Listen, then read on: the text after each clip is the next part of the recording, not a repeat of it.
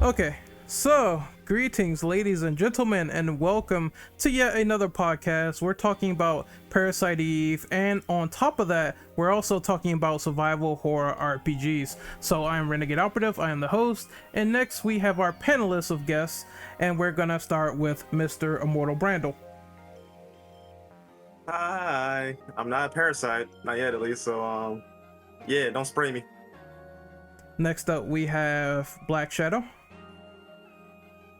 Yep, howdy all. It's the Black Shadow here.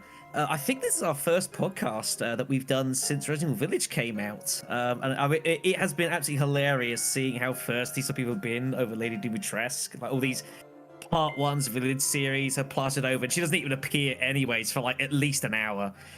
To live in a cold, cruel, clickbait-filled world, it is amazing. But howdy everyone. Next up, we have Divik. Hey, how's it going? Next is Drillbit. Oh, hey everyone. This should be a fun podcast. Next up is Grolock. There. Yeah, looking forward to it, and just call me Terry. Easy, use my real name. It's no big deal. Okay, no problem. And next we are going to do the document now since everyone is here. Just first and foremost, we're letting people know, like, about 2 hours in, we're gonna grab guests, so if you see new faces in here, it's gonna be just typical stuff. The first question is, how did you get introduced into the Parasite Eve franchise? Recall your first experience with these games overall.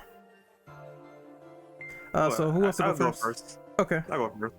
Well, strangely enough, though, my first experience or exposure to the series is the third birthday, because I saw like ads everywhere for the game. So I didn't play the game at the time, though. I just know that it existed.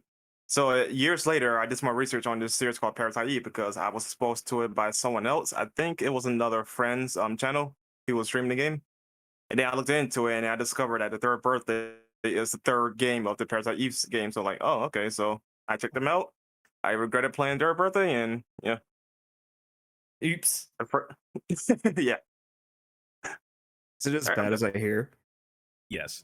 It's more mediocre than bad, though. But as a fan of the series, it's bad. Okay. I mean, Comparing it you- to the earlier games, yeah, it's like I haven't played it myself. I think it's one of those games that gets a bit of a bad rap though, but I'll get to that in a bit. It's one I of those think- like just hear stories about in the distance. I've never actually touched it. Yeah. let's see. Drill, you want to go next? Oh, yeah, sure. I think like the first time I ever got introduced to it was funny enough the PSP game, and then I looked up the other games and thought, wow, they're all completely different. So Yeah. yeah, I think that's the case. I think it's going to be a case where a lot of people have probably were introduced or more recognized from Third Birthday just because of the age of a lot of people. I think the original games are a little bit more on the niche side, I reckon, when it came out. Like, I mean, personally, like I've known about it series for quite a while, having mained with like Resident Evil, Final Fantasy. I've always felt this series is like if the two of them met in a bar together, horribly drunk, and thought they could make some magic together. And I think it's up to personal preference whether you think they did or not. But yeah, Parasite, the Third Birthday is so completely different to the original games. And then like in 2016, it was like late 2016, I actually had like a regular on my YouTube channel who asked me about doing the series. He actually sent me, and I've still got it here in my hands, like an original soundtrack box for Parasite Eve 1 and 2 from Japan. He sent it to. It's still sealed. I've never opened it. I didn't want to. I've done both the first two games still. I've not touched Third Birthday yet. I feel like it deserves a spin, even though, as I say, it gets a bit of a bad rap, is my understanding, which I think is a bit of a shame. yeah. Well, there's a It's not without reason. I will say that much. like there's a deserves whole a, history about that, but that might take too long. I think the problem is, my uninformed opinion is that I think probably a lot of people have gone into this game expecting something and then didn't get it. They probably expect, because it's very different to the original other two games, is my understanding. And I guess people of the series were expecting something of that ilk, and then I'm assuming it was completely different. I suspect that was probably a lot of the problems. I kind of wish I'd had a chance to play it before this. But ultimately, like I do intend to do it blind eventually. But that's my kind of like uninformed third person taking a guest stance of what it looks like. Well, I suppose we'll delve into it more as we go. So Okay. Anyone else? Just say Uh, that. Yeah, intros. the third birthday deserves a spin in the blender. That's about it. That's my opinion. But I God. I got introduced to Parasite Eve as a kid. I was really into JRPGs, huge Final Fantasy nut, played a lot of Xenogears and all that, and picked up just about everything that Squaresoft put out at the time. And first Parasite Eve, I didn't really catch it the first time too well. And then the second one came out and hooked me because it's Resident Evil with magic. So I was like, yeah, absolutely. And that and the combination of body horror, just like super, super into it. So like I would play it every couple years with Dino Crisis and all that. So it was one of the regulars basically in my rotation. A lot of fond memories with 2, not so much 1, but yeah, 2 definitely. Yeah. Honestly, I bet not many people know the first game's a sequel to the novel. Yeah, I'm aware of it. I've not read the novel, but I'm aware it exists. But Novel's pretty dope. the release of Parasite Eve actually sparked the new interest in the novel.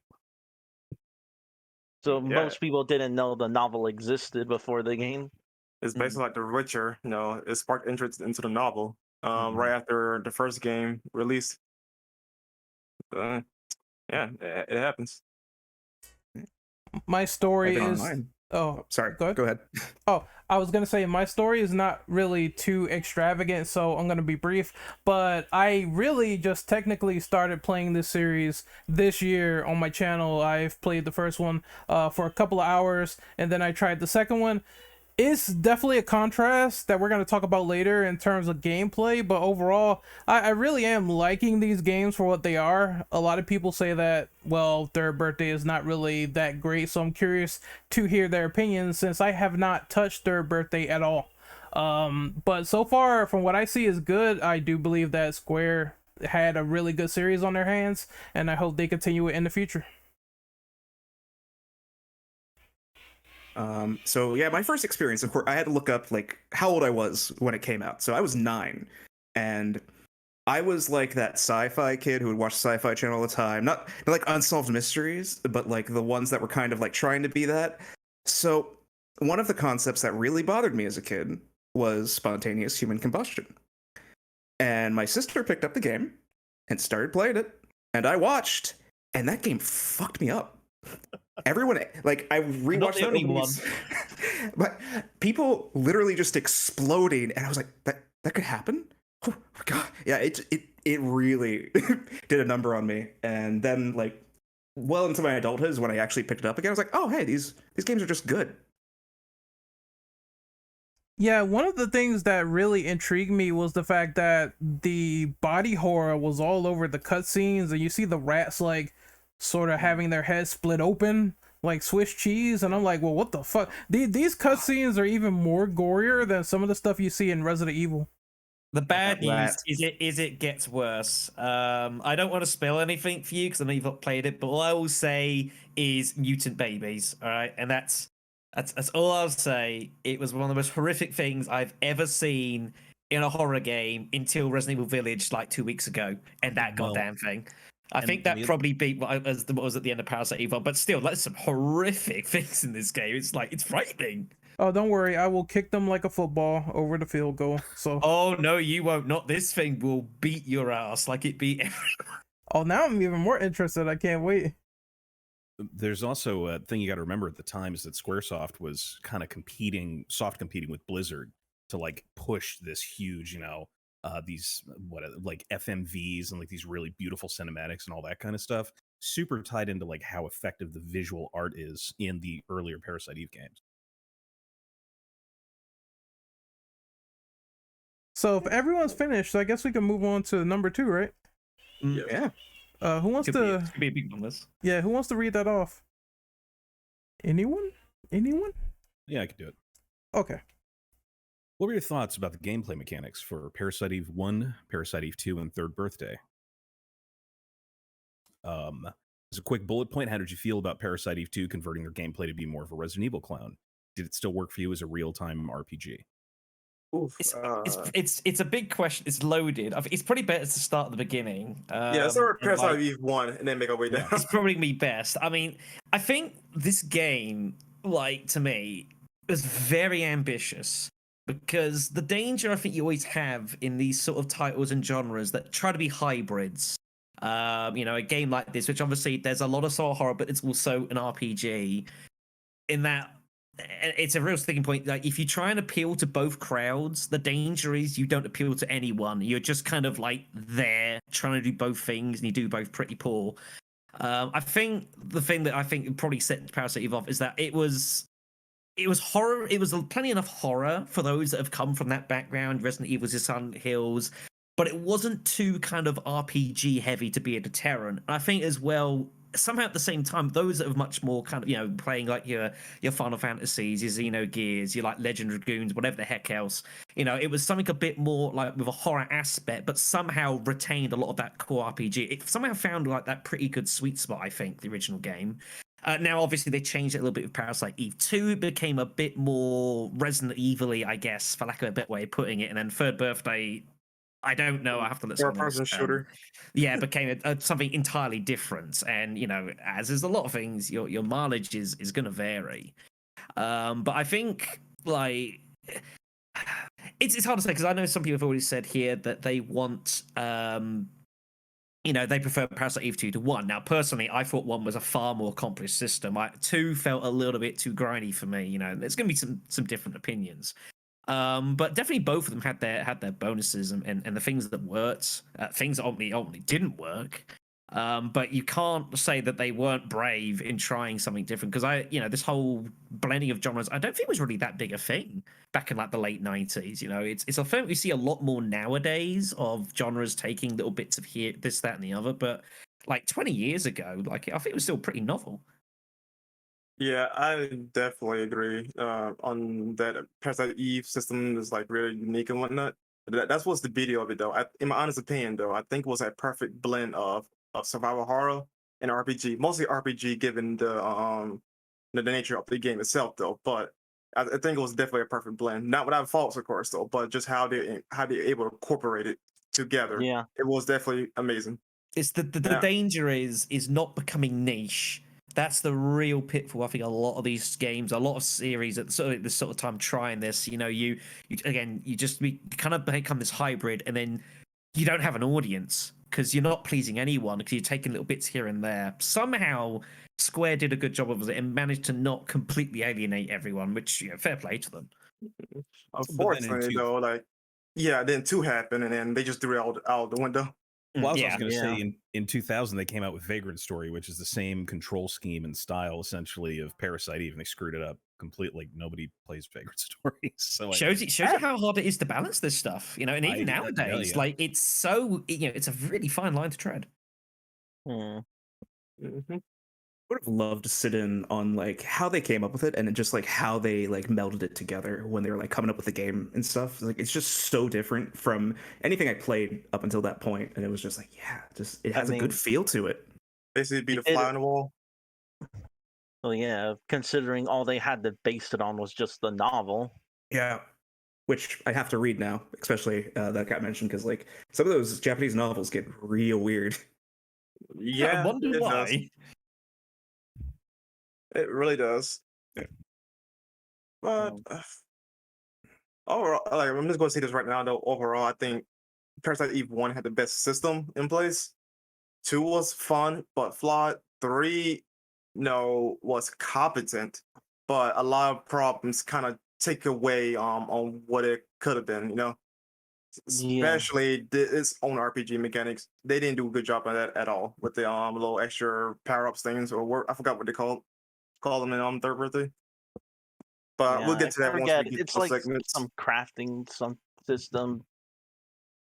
It's so interesting because like every time we're talking about something, there's an asterisk next to Third Birthday that people keep bringing up, and it's just like it's the elephant in the room, I guess, right? It is, but I mean, this happens with a lot of series, but like, it's just kind of crazy because there's only 3 of them, so like, it's kind of a bit more stuck. It's not like a series of like 14 games, and then suddenly like Zelda 2 is like, that was really different to all the rest of them.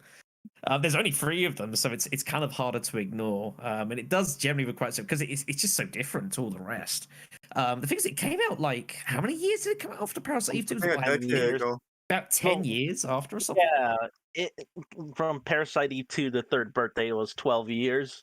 Which is astonishing. Like that's a long time to go between like entries of a series.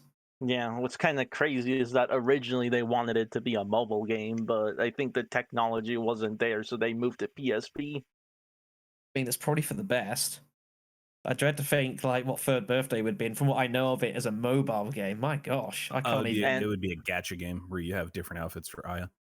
Yeah, we're talking about 2009 mobile tech. Yeah, this is it's a world away from what it is nowadays. This is true. I do admit that.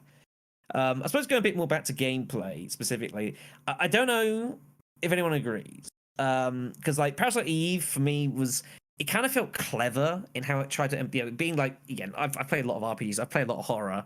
To me, like when it's trying to incorporate these aspects of RPG, it's not just a simple case of gaining levels and getting stats, that sort of thing. It was the whole idea of like you've got your guns. And you sort of like, do you develop them, you upgrade them, you mess around with them, which is, I think was kind of a nice, it kind of gives, something completely different. I've never seen a game like at that sort of time, anything like that kind of idea. I think it was also nice to try and give like almost like a bit of individuality as well, and almost like a bit of personality to the guns you're using, rather than just being tools to take on, these horrible monstrosities. And then with Parasite Eve 2, they completely changed that. They kind of went for something a bit more kind of standard, and also I think that to me, something really grindy. I think that was my biggest takeaway from Parasite Eve 2 was it felt like a very grindy sort of game, which I don't think really suits something like Parasite Eve, which is ultimately meant to be kind of like a horror. And at least in Parasite Eve 1, you didn't have to like sit in a park for like 4 hours to grind necessarily just to get through the next area. Or God forbid, having to like get all your inventory from like a car and move it to another car, which was horrific. And I buried the game for that in my series and said this was a horrendous mechanic, and I don't know why anyone thought this was a good idea. There's a reason it got cut out of Resident Evil Remake, because it's not good, and people don't particularly enjoy doing footwork like that. I was glad I had the turbo on. But that was my biggest complaint with Parasite Eve 2, is it considering how original the original game was, or the first game, it just felt very grindy and time-consuming, and just a lot of busy work, which is a great shame. Like, it felt like, I wouldn't say ruined is the word, but just, like, really disappointing. See, and I'm going to sit in the opposite camp on this, because with Parasite Eve 1, the biggest thing that stuck out to me is when you're upgrading your guns or you're doing anything like that, the first thing in my head was like, oh, this is the junction system out of Final Fantasy VIII. This is literally the exact same That's a thing. good shout. That's a good shout. Except I'm not putting Ifrit in my pocket. I'm putting Ifrit on my assault rifle. Like, cool. All right. And then with the item box thing with 2, if you want to transition into 2, annoying, but I'm again going to be one of those outliers that I like grinding and that kind of stuff, because I like all my big awesome guns. So I will grind the shit out of monsters for hours. I do not care. I mean, you don't need it to beat the game, but I'll beat the shit out of monsters all day because it's fun. If that's your thing, then you're good to rock and roll. I mean, growing up on JRPGs, you got to do it. So it's just like, it's one of those things that like, it's a hurdle that I've already passed mentally. I'm like, yep, that's just a part of the game. All right. Yeah. But I think it's go on. As I think it's based on like the grind itself though, because like I don't have a problem grinding in games. Doesn't matter what the genre is though, but is it fun at the end of the day? Like, is the game fun enough for me to go on over the grind, or is the reward worth it? If it's not, then that's kind of a problem. Yeah, it's mileage may vary is something that I think you're going to hear quite a lot over the next 2 hours. Yeah. Basically. So far from what I played, at least for like 2, I did enjoy the game. Like some of the choices that they did make was kind of weird. And I did say like what happened was it seemed like Square just looked at RE and they said, well, it's time to copy your homework. I'm going to do that. There you go. There's some sort of like nostalgia factor there because I really do like RE and I really do like this game. So in a weird way it kind of messes. For the first game, I did enjoy that as well because it just seemed like it was something different at the time. You usually don't see like survival horror RPGs like put together, but they managed to pull it off, make these systems work, and have the active, time battle and everything, and that was really good. The only thing I kind of didn't like is that I also feel like there are times where you run into invisible walls, and there's times where it's hard to really evade people because of that. And I understand the whole game is like it has this pre-rendered background setup and it's obviously old and some of that stuff I need to take into account, but I did not like that feeling compared to the second game. So there are like positives and negatives that I can appreciate. I like the presentation a little bit better in the first game, but I like the gameplay a lot more in the second one. Yeah, it's. I Okay, think it's. I was quickly say. I think it's got to be taken as like a timeline context here. So, Parasite Eve 2 came out at the very end of 1999, and at this point, like Resident Evil 3 had been out for like 3 or 4 months. Yeah. And like I think that was one of my issues with that game because they took a big page out of Resident Evil, which isn't a bad thing to do. But like it had already been out for like years, and it just didn't feel like. For a series, the first game that felt really kind of unique and kind of, like different, it really felt like there wasn't enough originality to me at a base level. I think that was my problem. It felt like some ways they kind of moved backwards. And you think how, Resident Evil 3 looked as well in 1999, even when it first came out. And then you bring Parasite Eve 2, and it just, to me, it didn't quite look the part. Mechanically, it worked decently enough at times. But I just felt like there was a lot of scope for a lot more ambition with the second game. I agree with that. To give a little context though on the development of Parasite Eve 2, in fact, actually, a lot of staff that worked on some of the Resident Evil games. I don't remember who was who and worked on which game, right? But yeah, we had quite a few people who actually worked on Parasite Eve 2, which is why it felt like Resident Evil. On top of that, the game was actually originally going to be a spin-off title starring another character altogether. One, I forgot what his name was though, but Kyle. I can't forget Kyle. Oh, Yeah, Kyle, yeah. Again. I have an issue with Kyle. Yeah, it's going to star him. Oh man, we're gonna have a talk about Kyle. Final Fantasy VII sweater Kyle.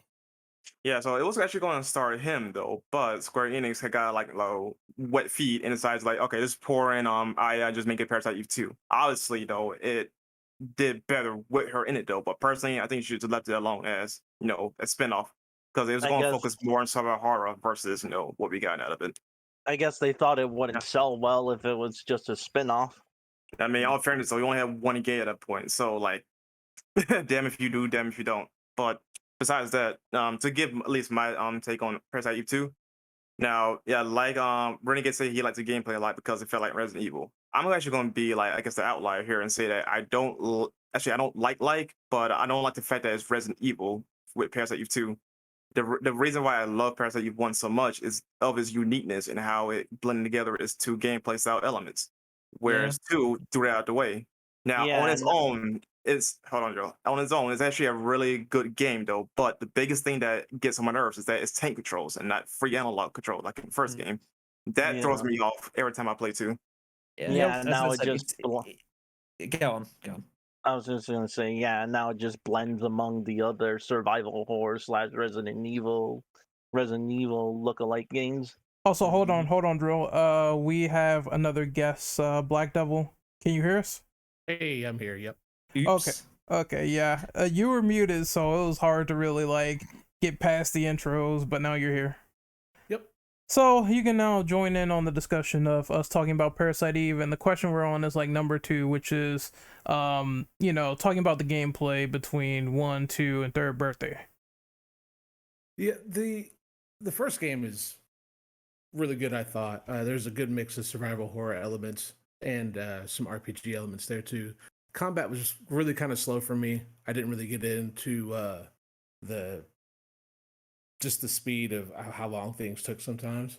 And I love the story. First game was it's solid. Soundtrack bangs really hard. I love that too. But the biggest pet peeve I have is there's no fucking way to reload your gun during a battle, and there's no way to know how much ammo you have while you're fighting. So a lot of times when you're in the middle of a fight, you just kind of run out of ammo, and then you have to wait for her to do that. Or if you catch it in enough time, then you can go back to your menu to reload. Other than that, like the second game, I thought was, ugh.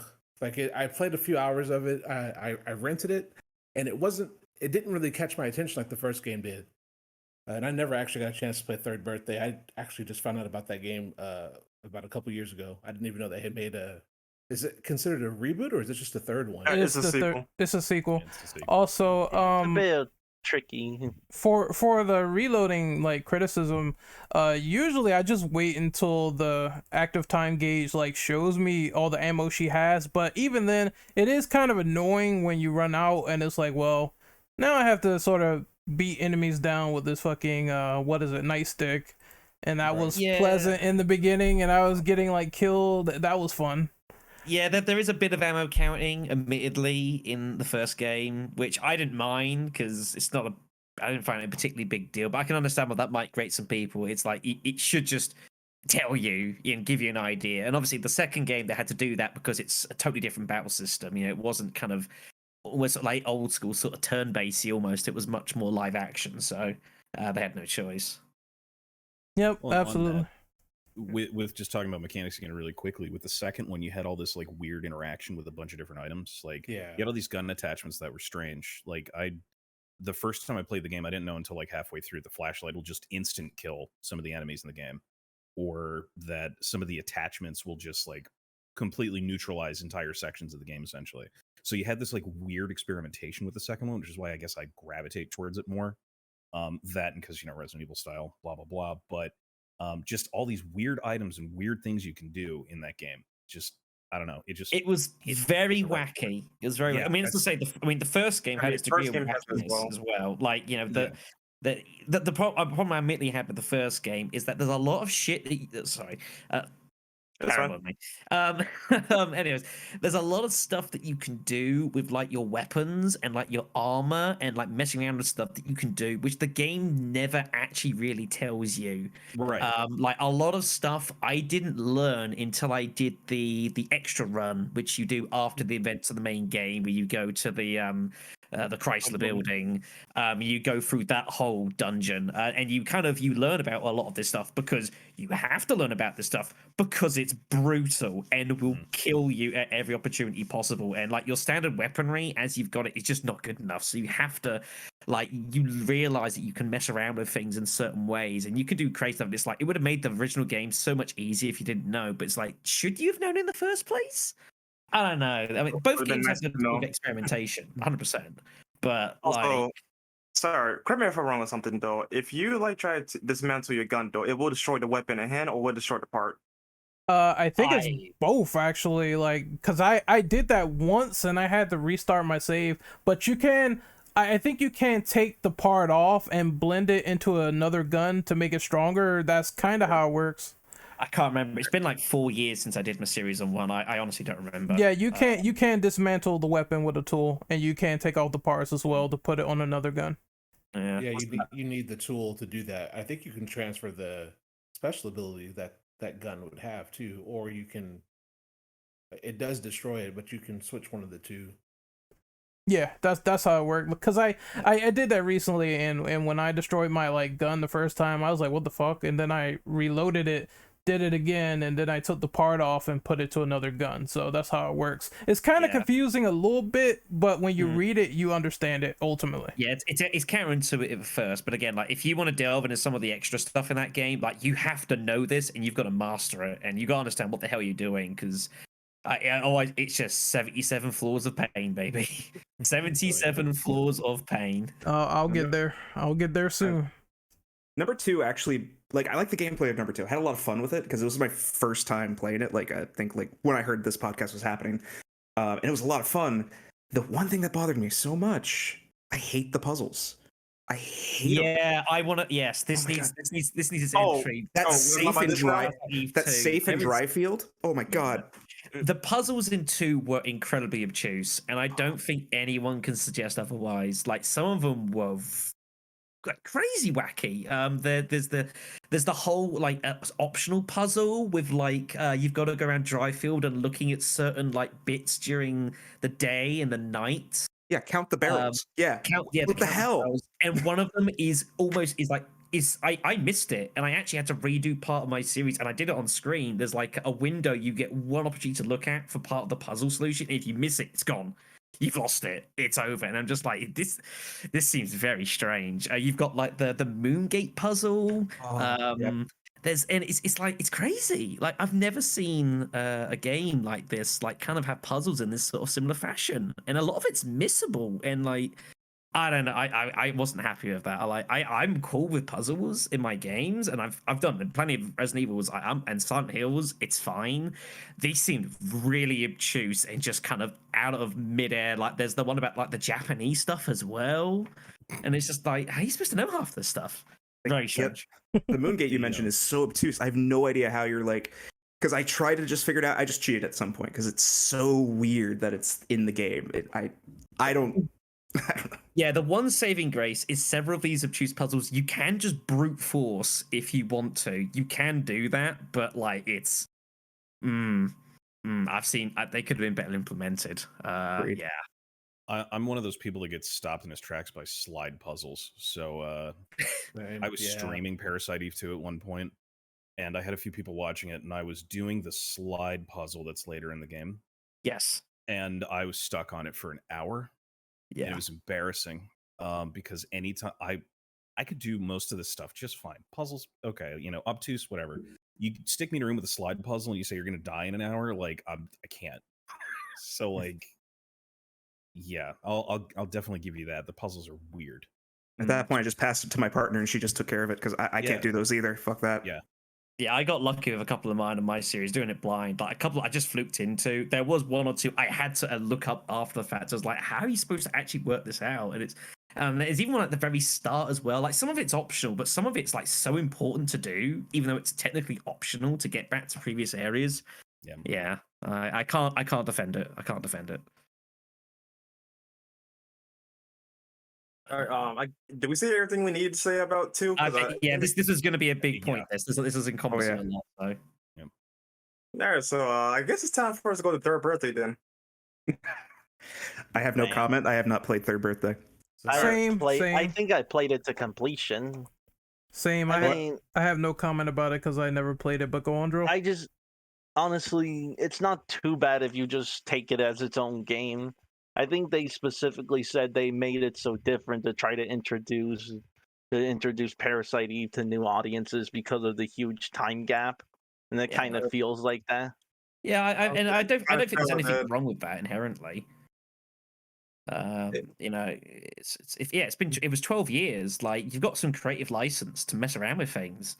You're not going to please some people when you do that, of course, because like any video game series that is heavily dipped in nostalgia, there will always be people who wish things to be as they were and completely unchanged. That's just the way it goes. So as an outsider who has never played Third Birthday, can someone describe what the like mechanics are like? Because I don't know. I'm just okay. It's a third-person shooter, right? It's heavily encourage you to like customize your guns, get some new guns, and customize them in the way you want to, right? On top of that, they remove the parasite powers, so that's gone. But in return, they give you this weird mind jack ability where you could go over to like another person's body and you take over them, completely turn that person to Aya. So honestly, the idea is pretty cool, and how you use it during battle, where you constantly swap between bodies and then be able to use different guns. But the execution was the problem. Like, let's remove the fact that it's part of Parasite Eve, though. The game itself is just really mediocre because it has a lot of, again, neat ideas, though, but it didn't utilize it to its full potential. Because I forgot what the mechanic is called, though, but basically it's like a grid type thing where you can go in and mess around with the stuff and customize it or whatever. But it is a percentage based, so you have a chance for the stuff to work, though. And more times than not, at least in my gameplay experience, the stuff then triggered. Like, it was fun to use when it works, though, but you can't get it to work. And didn't she have to like change her pants Yeah, Yeah, she gets battle damage, and Yes. Yeah. if Wait, you what? see, What is this? yeah, she Oh, gets yeah, battle no, damage I'm though. aware of this. I'm aware of this. But like it leaves nothing to the imagination, and once you get to stage 2, I'm gonna pay to you that much. But Yeah, it's cute because it's kind it's managing to try and introduce a bit of realism, but ultimately it's also a bit of fan service probably on the side. Yeah, I mean, but that's the ironic thing. I, Though, I like, will not berate them for that because that shower scene in Parasite Eve 2, well, it needs to be said. no, I will break them on this. You know why? Because they trying to sell you on the game on being more realistic, but you have shit like that, right? So like it's totally indifferent on what they said versus what is given to us. yeah, and that game, I think they actually got a bit of flack for it because I think there were some reviewers saying that they were over sexualizing Aya or some shit. Air quotes, Aya. I mean, But, I mean, people say that. Have you like? Did they not remember the concept arts and some of the promotional arts for Parasite Eve 1 back in like but that's the 96, thing, though. 97? That You is know, promotional art versus what we got in third person. I agree. True. Like they kept it tamed and whatnot, right? Like they did I would say a good job showing the sexuality of what of the characters and other themes of the game, right? Versus in Third Birthday, it was a bit more gratuitous and just straight in your face, right? Like it'd be one thing if Aya was like bloody up from like the injuries, right? But she's practically spotless, just wearing practically nothing after stage 2. Yeah, and You what's know? kind of funny is that one of the devs said that they kind of left it there as an incentive to be like, oh, if you want to see more of Aya without clothes, you got to get her. Well, here's a kicker too. There's also a shower scene in Third Birthday as well. But guess what? You have to beat the game. What was it, 50 times or whatever to unlock it? You So gotta guess earn what? that shit. no, Yeah, God. YouTube. Wow. Yeah, Yeah. thank goodness the internet nowadays. But back in 2009, different world. But yeah, and, I mean the story is also another thing too because it gets really convoluted, like to Yeah, the point it especially doesn't the even ending. feel like it. Yeah, the ending too. We'll talk about story a little bit later on, but like, yeah, this is a We are Parasite okay, Eve thing. Yeah, but I always thought I always thought everything, like the whole story thing, stemmed from being originally a mobile game. yeah, because it was pretty large in scope in comparison to 1 and 2, though. But it wasn't good. It wasn't good, to be quite honest. But honestly, I don't have much to say about the gameplay anymore. It's just it was not. It was solid enough, but it wasn't properly executed to its full potential. It's serviceable, although if you like the first 2 games, you'll probably dislike it.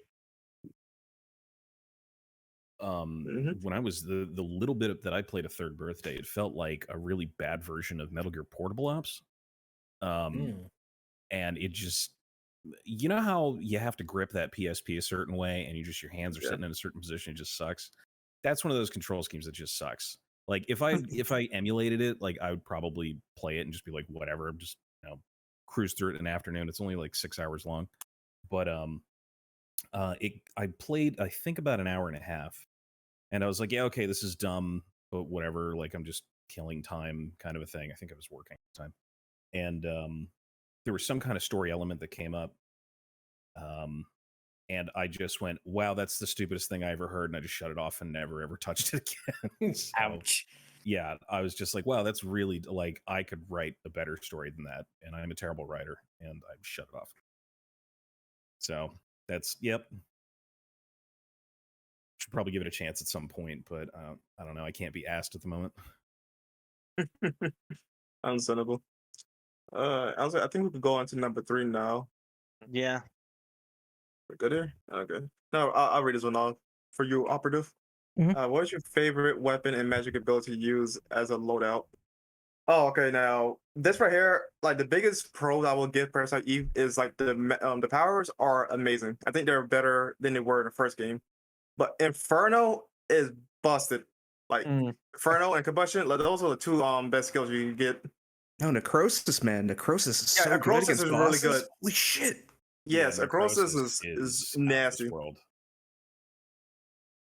For me, Alright. Necrosis, Metabolism, Combustion, and just make sure you grab that black key card in the beginning, and you're set for 2. Yeah, Mhm. definitely. I think that was a problem I had with both games is that I like a lot of the magic feels kind of very unbalanced. Some of it is amazingly good, and some of it is just Like, why would you ever Basically, touch it? yeah. Which is never great. You know, you want to be giving a lot of spells, a lot of reasons to be able to use. I mean, Parasite Eve 1 didn't exactly have many. It had maybe like 10, 12 or something like that. And there wasn't even that many more in Parasite Eve 2. But there was definitely like a lot of obsoleting of stuff pretty early on, which I was always a little bit worried about, and I never particularly liked.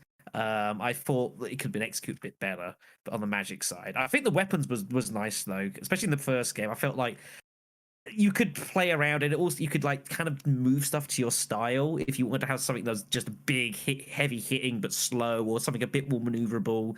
Like I stuck with the handgun for like the majority of the first game because I liked it was quite a versatile weapon, but you know, you could definitely go for something a bit, you know, like a shotgun, or you know, something a bit more rapid, whatever else, which I think worked pretty well. I don't know about you guys. Always been a fan of M4 and a pike with metabolism or energy shot. Just that's my room deleter. Like if I want to run through that game and not think about anything that I'm doing in Parasite Eve 2 specifically, I just as soon as I get the M4 and the pike, my brain shuts off and I just energy shot and run through rooms. Like it's and again, and like that it works, but it's not necessarily good. You can just do that. I mean, that's the problem. It's one of those things where like I need to do something. I need to fill the time. Like if I'm doing this is what I do. Now you want to talk about a professional's weapon, gunblade, but that's a whole another story. I would say mine in the first one was scan and energy shot. Scan was really useful, and combine that with the PSG-1, you're pretty much unstoppable from a distance. I really like that. But a lot of her abilities in the first game it was like she was a healer and attacker all rolled into one. So you had a lot to kind of experiment with. But those two in particular were really fun to use. Yeah, I think there was a lot of that was cool stuff. I was always a bit some of it was kind of underwhelming. I know like obviously the late game you get like the special spell which lets you do like the almost like your summon ability of the game. But like honestly, I never found it. I found it more of a hindrance because it was hideously expensive, and by the time you're in situations where you need to be using that, like you probably can just deal more damage with just your general weaponry. You know, and again, because of the way the mechanic system worked for like how your energy regenerated, until I learned later on that you could like change equipment and create magic that way, which the game never tells you, or at least if it did, I never spotted it. Slight spoilers there, admittedly. Sorry, Ren, but yeah. Invest in that.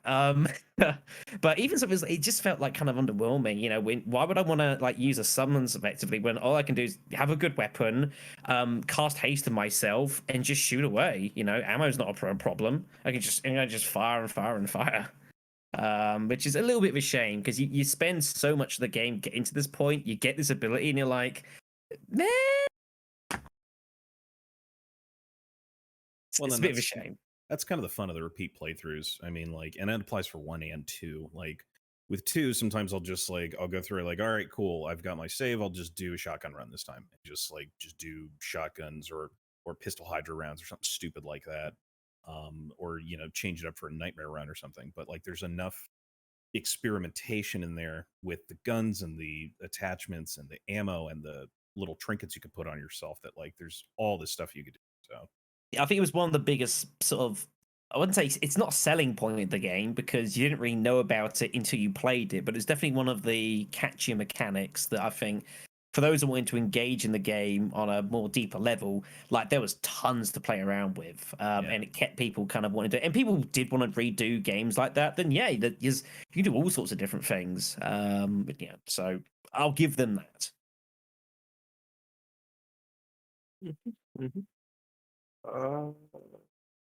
I guess we done this. I have not gone yet. The only thing I can say for now is that I really enjoy the M4 combination and combustion. I feel like any flame type weapons in any type of role-playing game, that's like right up my alley, so that's the first thing that I go to use. I do see a whole host of other abilities for 2, and I kind of want to just dabble and experiment and see what I can get, but I'm trying to grind for like battle points, and that's a bitch. So once I get that, I'll try to play around a little bit more later on. Yeah, that's the problem. Is say that when you do need to grind, like there typically isn't a lot of great places to actually do it, which is kind of a problem. Yeah, At least that was that was my thing.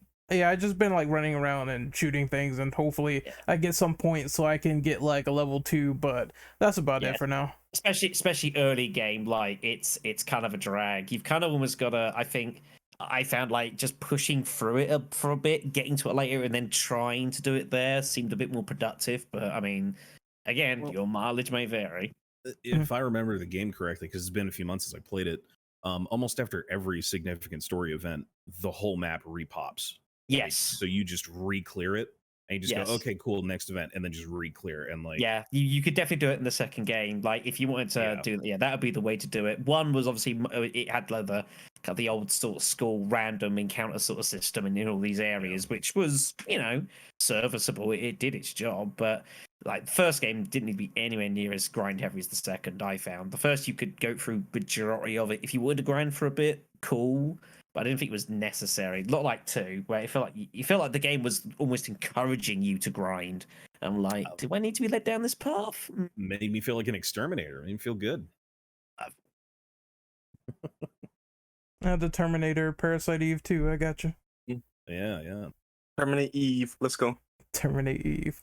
All right, so I guess we can move on to number 4. I'll read that off. So, what is your favorite and least favorite enemy between all the games? This can include boss battles as well.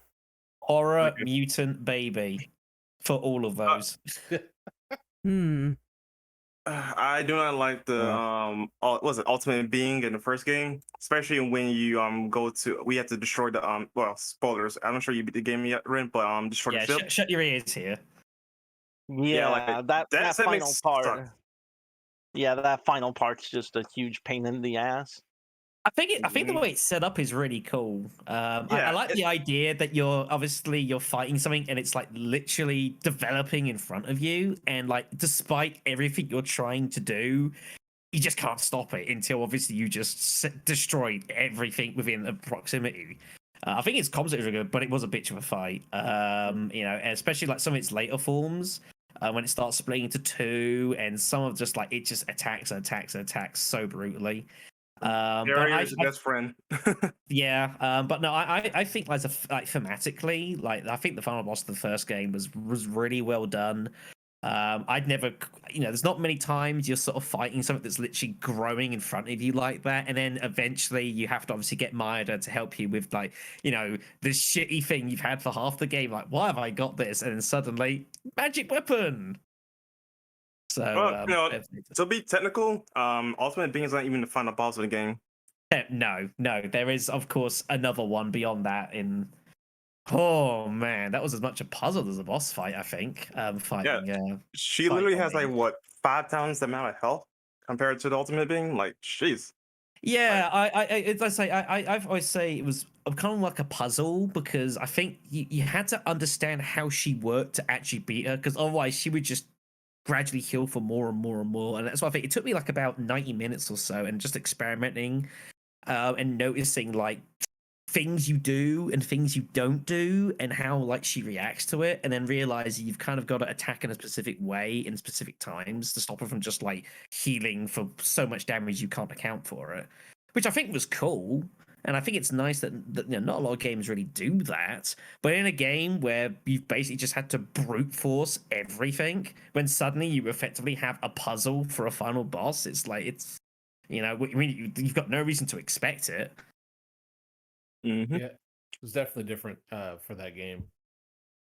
I will say, I think like Parasite U2's bosses, to me, I enjoyed a lot more, especially like the final boss fight for the second game. I really enjoyed taking on not the Brahmin bit, but like the other part, whatever the heck it's called. Eve. Yeah, it was just called Eve, I believe it was. I thought it was a really cool fight. Again, like, for a game that I think kind of was a bit iffy and a bit ooh and ah every now and again, I think the boss fights were some of the better parts of the game. Although some of them weren't particularly fun. The glutton was a bit weird, but I like a cool concept. And then you've got like the thing you fight in Dryfield, just strolls down the road like nothing's ever happened. Making elephant noises. That we're talking about the same one. Yeah, just like crazy. Like I thought like the developers must have been on something when they made some of these bosses. As far as enemies go, there's some such cool stuff in 1 and 2, but the one that always stands out to me is just the first boss stranger you come up against. The reveal for it, the setup in the Acropolis Tower, and then the little cinematic that plays before the quick fight. Super effective, super quick, really creepy when you're a kid, and also super silly. It's like all these great things kind of combined in one because it makes a horse noise after going through all the scary stuff. Yes. But it just looks cool. It's just a neat concept. Like that whole thing is super neat. So like that's always stuck out to me. Like there's some great stuff in the series, but like that first little intro with the boss stranger is just cool. Like that's like good, that one ups the rat. Like oh shit's getting real. I think that's one of the things that I will give the developers like some credit for, like trying to design some of these, because of course a lot of these enemies are based upon certain types of like animals and such that we obviously know, and they're kind of mutated from it. And so trying to like kind of make them familiar yet completely alien. I think for a lot of the regular enemies I think especially in the first game, I think they did a pretty good job of like you could kind of see what they were more or less. And it kind of made sense, but obviously they're completely horrifically mutated from whatever you thought they were, but you can still kind of see it. Yeah, oh, go ahead, sorry. Yeah, like what you guys were saying with the design in the first one, I love them, but I have a gripe with the game, especially number 2. There was one enemy that has made me rage quit more than once. It's those stupid slugs in combination with the cameras that shoot you and blind you and confuse you. It's so rage inducing. The slugs that you cannot kill without any fire nut end up using up all your MP, and then you're blind and confused. Oh my god! Yeah, there were a couple real horror rooms in the base, and some of the camera angles also did not help this either. They really didn't. Some of it was setting up the player to fail, especially like again, like you go through the game.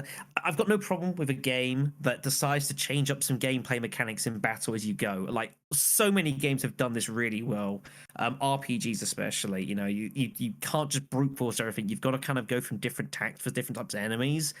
But there's a way of introducing that it's not just completely alien and doesn't ambush the player. And again, the slugs I think are a good option, good example of that. That once you realize what the hell you've got to do, you may already be dead. And the cameras as well are like not fun when you're having to fight them and like some of the guards around. Not good. Yeah, I wasn't focused. I'm sorry, go ahead. I was going to say, let's not forget the giant speakers that just destroy any ability for you to do anything with any parasite powers. Oh, I forgot about that. Yeah, in the basement, and then there's a boss. Yes, there's boss fight, and then all the guards and stuff. Yeah, like there's a lot of nasty shit at the back end of that game. Like it's pretty unpleasant. Like I managed to kind of puzzle my way through a lot of it and realize what was happening very early on. And like fortunately, like with the speakers, I went down to that room beforehand, and I kind of seen them. So I realized like once shit was going, I was like, oh, it must be those. Kill them immediately.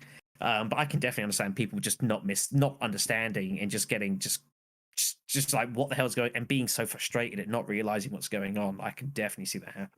When you just watch your MP just drain like that, it's like, oh, it's so frustrating. And you don't, like, to me, I didn't realize it was the speakers. So I just saw my MP at 0 and like, oh, cool. All right. Yeah, no, I realized like immediately. And I was like, thank God for that. I couldn't imagine a world where I didn't realize this, especially because then you got the boss fight not long afterwards where there's speakers involved. And that's not a fun fight. There's one of the golem soldiers. I cannot remember which one because the rooks are the dudes that shoot.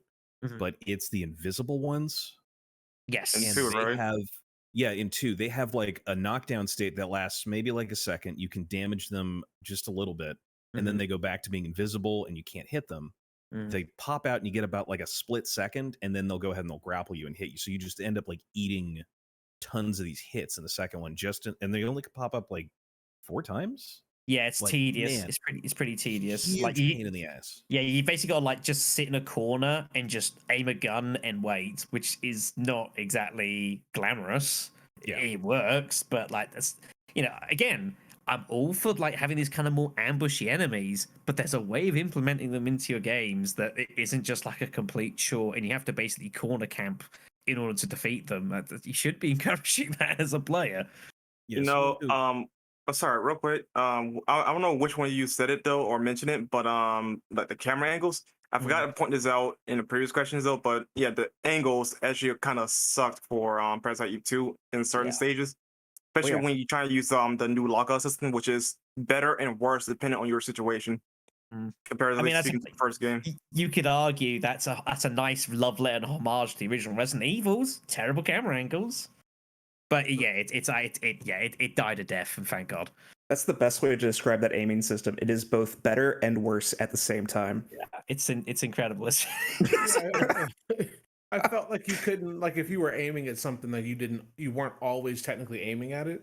And like when you would try to shoot some of the enemies, it just seemed like where you were looking you weren't actually shooting there.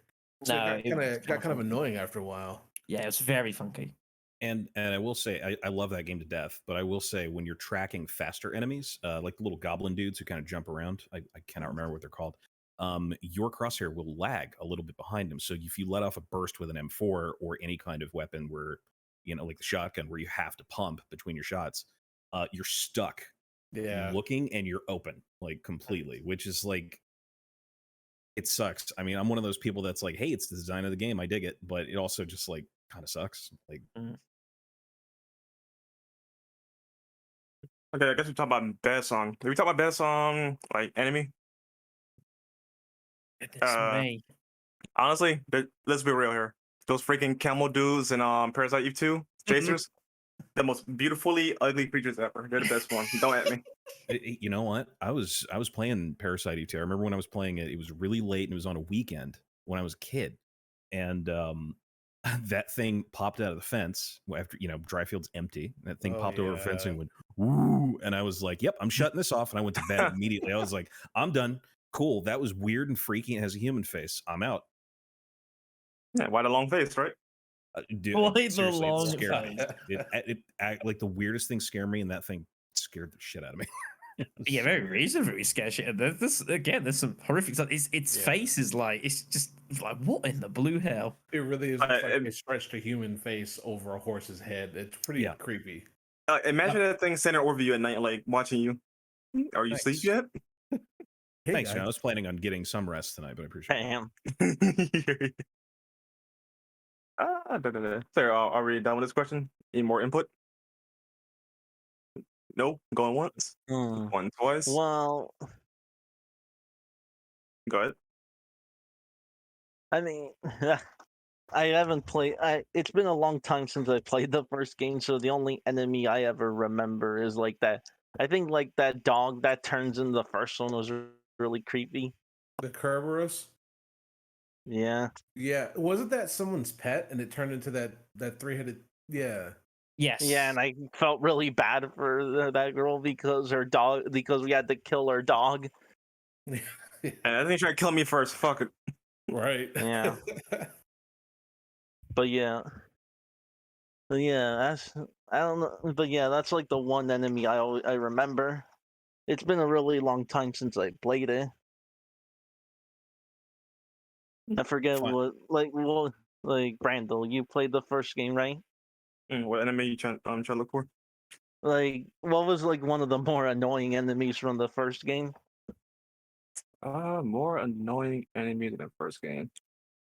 From the top of my head, I cannot think of it right away. There was like spider dudes like in the sewers and so. Oh yeah, I remember the sewers. I hated it because it was a maze. Oh yeah, that's true. I think I actually found one of the strategy guides for Parasite Eve 1, so that's how I got out. Oh, they're literally called spiders. They're the common enemies. Yeah. But Yeah, no, I mean, those my memory of anyways is just tainted by the Chrysler Tower and just some of the shit you got to fight in there. It's just like a lot of it's just reskins of like enemies you've seen previously, but just given a ton of new basically a ton of health and a ton of attack power, but like it's hard not to think of horrendous enemies. Some of them are just so cruel. They just hit you, like you can't really dodge it, and then you just hit by status elements of all kinds of horrendousness. Yeah, many painful memories. Yeah. Has anyone ever actually made it all the way to the top? Yeah, I did. It took me a while. I think like my run of the tower was actually longer than the main game, which is incredible. Yeah, it's literally the example of it depends on you, the player, and how well you do as you progress, though, because it could be maybe shorter or longer. Yeah, the problem was I had to like completely redo my entire equipment setup because it was good for the campaign and the general main game, but once you get to the tower, it's just its own beast, and you just have to start again.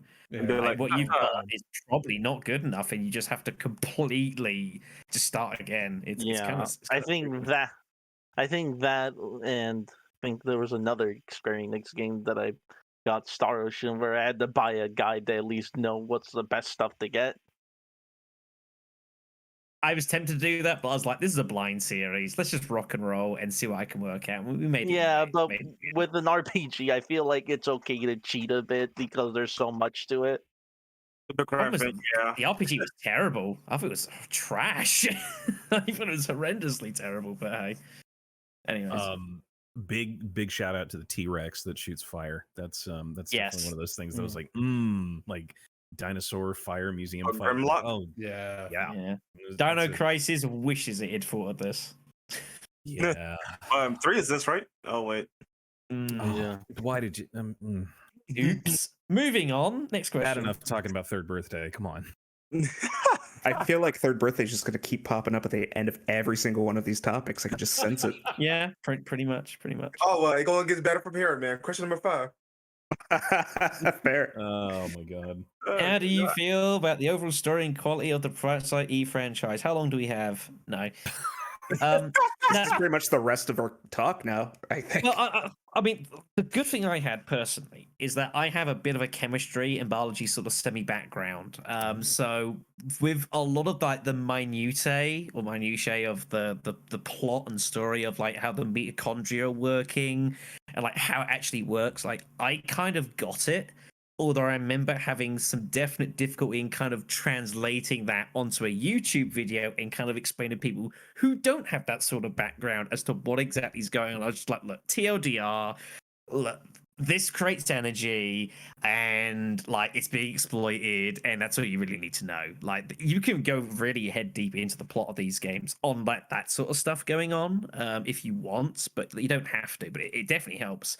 The problem is that the game the story just gets wackier as you go, because you've obviously got these creatures that have first been made by accident, by all the stuff going on. Then you get to the second game where they're being manufactured, and like I think it's a plot that's very easy to kind of lose control over, and you feel like you constantly have to revisit things that have gone on to kind of keep it making sense. And I've gone through games of complicated plots that I've not had a problem with at all.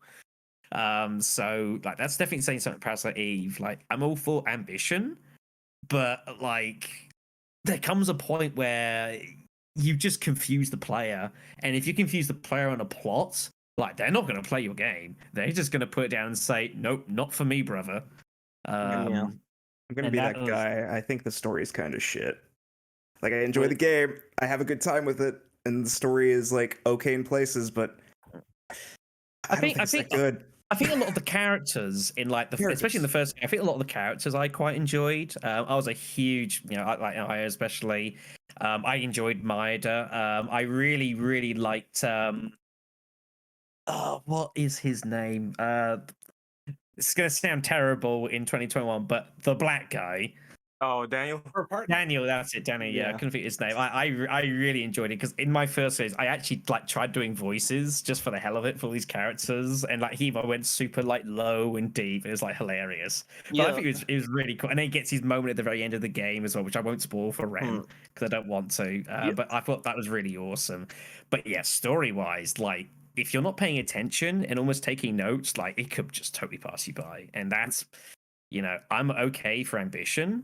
But there was a point where number 2 just turned into white noise at some point. It was just like it was so hard to get back into it. Oh, it's the best. Yeah, it's so crazy. It's so nuts. You know what? That I agree with though. Like honestly, in terms of structure though, 1 was the best one in terms of both the story and characters. 2, Yeah, because it's more Aya, condensed. with 2, Aya was the strongest point of the game, and maybe some story elements within 2 though. Like that was the best parts though. The side characters though, mileage would vary. You mean Kyle's not the best character in the game? No. I think all right. I think it's time we discuss Kyle Madigan. Oh boy. It's about time we discuss him. But there's 2 things I'm gonna discuss though. But let's. What's up? If I may say, before we get into Kyle, the part where I got way back into Parasite Eve 2, the first time I was playing it, I was like, all right, this is dumb. This is lab manufacturing monsters. Like, this is very, like, cut paste Resident Evil kind of stuff. And then you get to the Neo arc. And people, and there's like those plaques that you're reading. It's like, you could be this thing. And you go, oh, now I'm totally back in because this is ridiculous.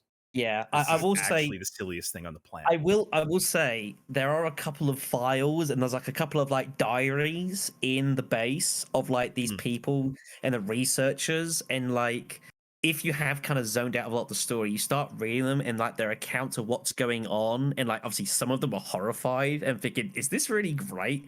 And then you've got the one guy who thinks this great, and then he infected himself, and you fight him as a mini boss and all that sort of stuff. Except there's so many plot lines that suddenly, because correct me if I'm wrong, the researcher like infects or like hits Aya and is like shown to like infect with something, and then the plot on it is just never picked up again.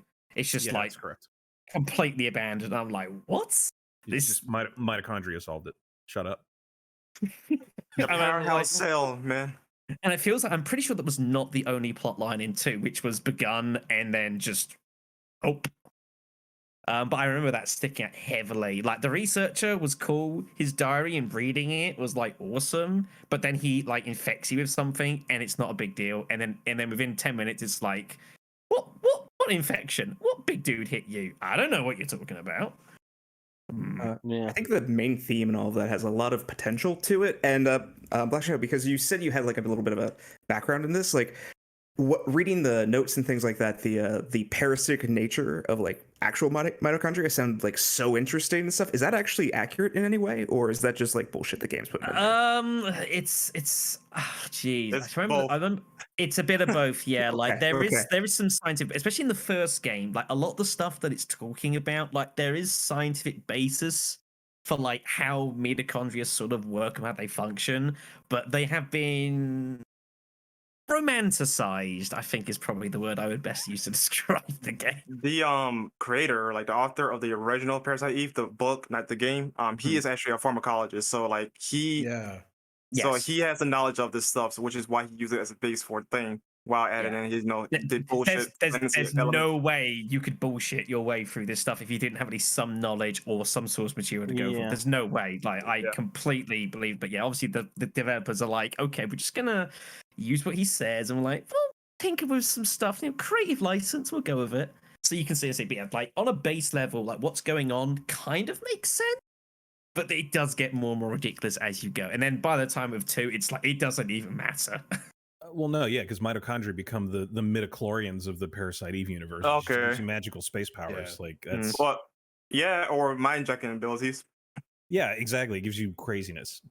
Although that wasn't even the mitochondria stuff wasn't even a factor in 3, I don't think. So like that's his own bullshit there, but that's hearsay. But continue. Yeah, it's something that it helped if you kind of understood what was going on. It did help a bit, but like it definitely wasn't necessary. But yeah, by the time you get to 2, it's like it's there. If you get it, great. If you don't, it's like don't worry about it, which is a bit of a shame. I kind of liked it with 1. It was like it was an appeal to kind of try and understand what was going on. So I appreciate a bit more. I can understand people who wouldn't. So And that's something I wanted to touch on that you had said, Black Shadow, was the story. I think the IP was a little too smart for what they were trying to push it as. Because if you don't really have somewhat of an understanding, you can't get lost in the story and you lose interest, and then it becomes you're focused on combat. But the franchise kind of goes downhill from 1 because they tried to throw so many different things into the sequels to make it more appealing to gamers. They started kind of pandering out. Yeah, I think content then. So 1 was kind of nerdy, but it was nerdy to an extent that it wasn't off-putting. U2 kind of like took what was already kind of a bit wacky in the first game, chucked in a load of other elements, and just said, make of it what you will. I hope you guys understand. Oh, by the way, moon door puzzle, get fucked. It pretty much was how the game worked in a nutshell. Oh, Plot-wise. and one thing I want to add, the author, he also co-written the first game, so like that would explain some of its themes as well. Yeah, and I'm very glad. If they hadn't have done that, like I think I'm not even sure we would have seen a second or third game. Like you needed some kind of understanding. It would have been a complete mess. So yeah, thank God for that. Right, who wants to start then? We do have to talk about Kyle. Like we have no choice. Oh my god. I'll let you guys talk about him because I'm gonna save my energy for what they did in the third game for Aya. I don't even know where to start with Kyle, to be honest. There's so much. He's a dude. He's a guy. He says he's someone he's not, and then he like mock betrays you, and then mock double crosses you? Question mark. And then I don't know. He was straight up going to shoot you. He was straight up going to shoot you when you were passed out in that motel room. And then, it's fine. We're not going to talk about that. No, it was completely ignored. And then he does and then the end sequence of 2 happens. The story of Kyle is like, it felt like they had a lot of different ideas of what they wanted to do. And then they got to the point where they were supposed to streamline it into a conscience throughout the series, and then there was a fire alarm at the headquarters. They all had to leave outside. They came back, ran out of time for the day, and just said, it'll be fine. Wait, did I hear that right? Did someone say they get married in 3? Oh god.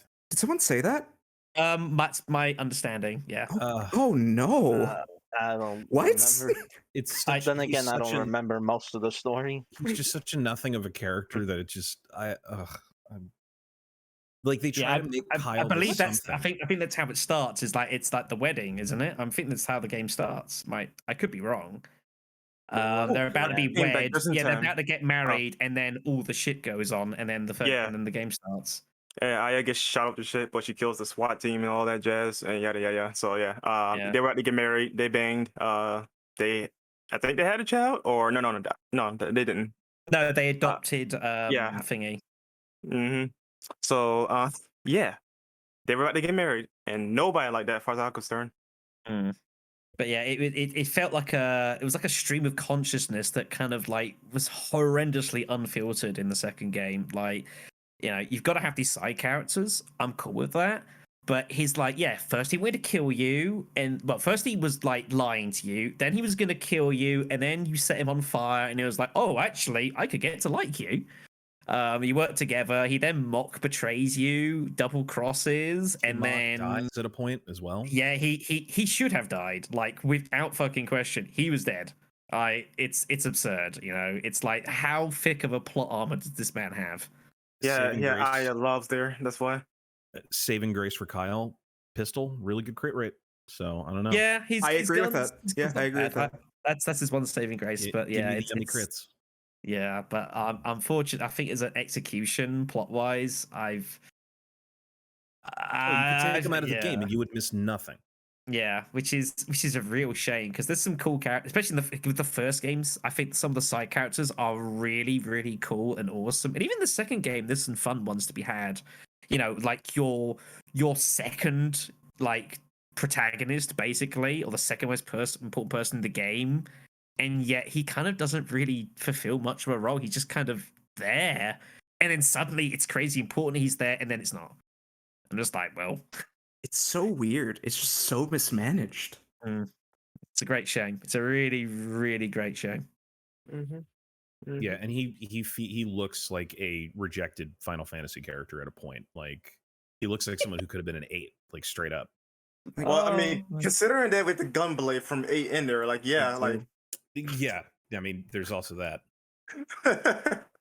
So yeah, it's such a shame. Like what they should have done is take out Kyle Madigan and just put Rupert in. Rupert was he had so much promise at the start of the game. This complete badass, and he gets injured, and that's it. Done. Why not even have Pierce in for a little bit? At least he was a bit of comic relief. No, you've got like this whole Kyle thing, and it's just like Yeah. Yeah, it's so much nothing. Yeah. What a horrendous sight. And even Gary Douglas was kind of cool, you know. Gary's the best. Gary reminds me of my grandfather, but more crazy. It's great. Is that bad for the Gary, your grandfather? I don't know. I can't Versus, look. yeah. Yes. Yep, got all these guns and a dog and a fake leg, and cool. Yep. Bye, bye, bye. Neato. Kinda love it. What a guy. All right, then. No. So are we done with talking about Kyle? It's I so think weird so. because that conversation's just gonna go nowhere because like there's can't. so much to talk about him, but nothing at the same time, Yeah, right? It's kind of fitting, isn't it? It's kind of fitting. It's everything his character was. Hmm. I Nothing. don't know anymore. Yeah, it's pretty on. All right. Your ideal desire for a new Parasite Eve experience. What do you think should be improved, cut, etc.? Oh, It's tough, honestly, isn't it? this okay. Let's say it's talking about like a remake or something like that, right? Like, how many of you guys play Final Fantasy VII remake? Just started it. Started. I enjoyed it. I enjoyed the shit out of it. Okay, so like, obviously, you know the basis of this gameplay, right? With the ATB charges and whatnot. Mhm. Like, I think that would be a good basis for Parasite Eve. Like, have complete free motion. You know, you have guns or whatever, right? So just obviously start busting caps in monsters' butts or whatever, right? But have like the ATB type system where either you enter a menu, it pauses everything and allows you to like cycle through the menu, or have quick selection via the little input thing menu. I think that would be a good basis for like a Parasite Eve like a remake. Yeah, as Yeah. long as they keep the ATV, I don't think I'd mind it. Yeah. Remember, But also Yeah. give us the powers from 2. Like the powers from 2 and put it into 1. I think that would be nice, to be honest. remember Yeah. this So what it- this style is not superior. It's different. Shut up, Ren. So wait, would it just be a sequel to the book or just new? It's a sequel, duh. Obviously, because we were making the first game. Yeah. I'm definitely I've only played an hour of the new Final Fantasy VII. I'm way late on the train. But man, that would be a really cool system. You tweak it for a shooter, and Yeah. or like just enough, and you add that ATB kind of like slow down everything and select your stuff Kingdom Hearts style, kind of active combat, whatever. Like, yeah, like that's awesome. And you do it in Unreal. I mean, that would be amazing. I don't understand why people just flat out would hate this idea unless they're just like turn-based purists, and I like turn-based, but still I think logically speaking, if they were to tweak this and make it right, that would be the next logical step to go. Yeah, like okay, so like things like say Final Fantasy, right? Its natural progression is going away from turn-based. Honestly, makes sense because you see the flashy stuff that you see on screen with some of these cutscenes, or hell, the Avid 200 movie for FF7. Like because of that movie, they wanted to bring Final Fantasy into that realm as close as possible, and they did it. Another right, so I think it'll be fair for Parasite Eve to go a little bit more into like the modern era of gaming and like give us more free reign while also keep things that were identical to what made the original amazing, just like how Final Dang. Fantasy 7 did it. Yeah, Yeah, give I me. was very surprised. Oh, sorry. Go ahead.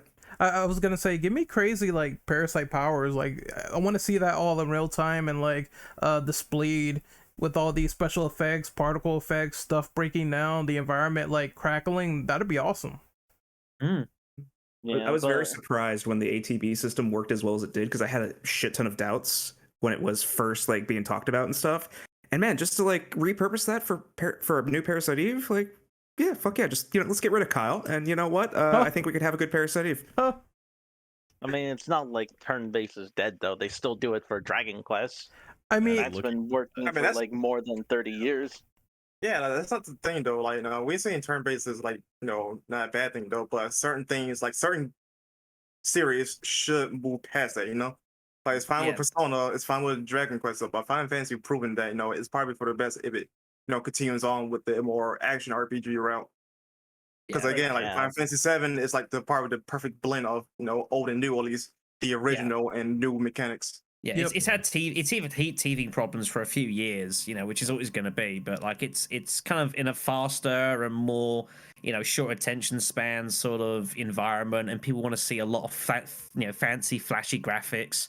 I think something like Parasite Eve would certainly, definitely benefit from a system like that. I'm trying to think of something that would work alternatively, but like, it seems pretty good. Card battler. Mega Man Battle Network. Yeah, Mega Man Battle Network and Parasite Eve. To me, I just don't think people have the patience for turn-based anymore. Like I can play them, I can enjoy them, but I just don't think that would like hit the market like they want to. Yeah, But especially it's still especially- selling though.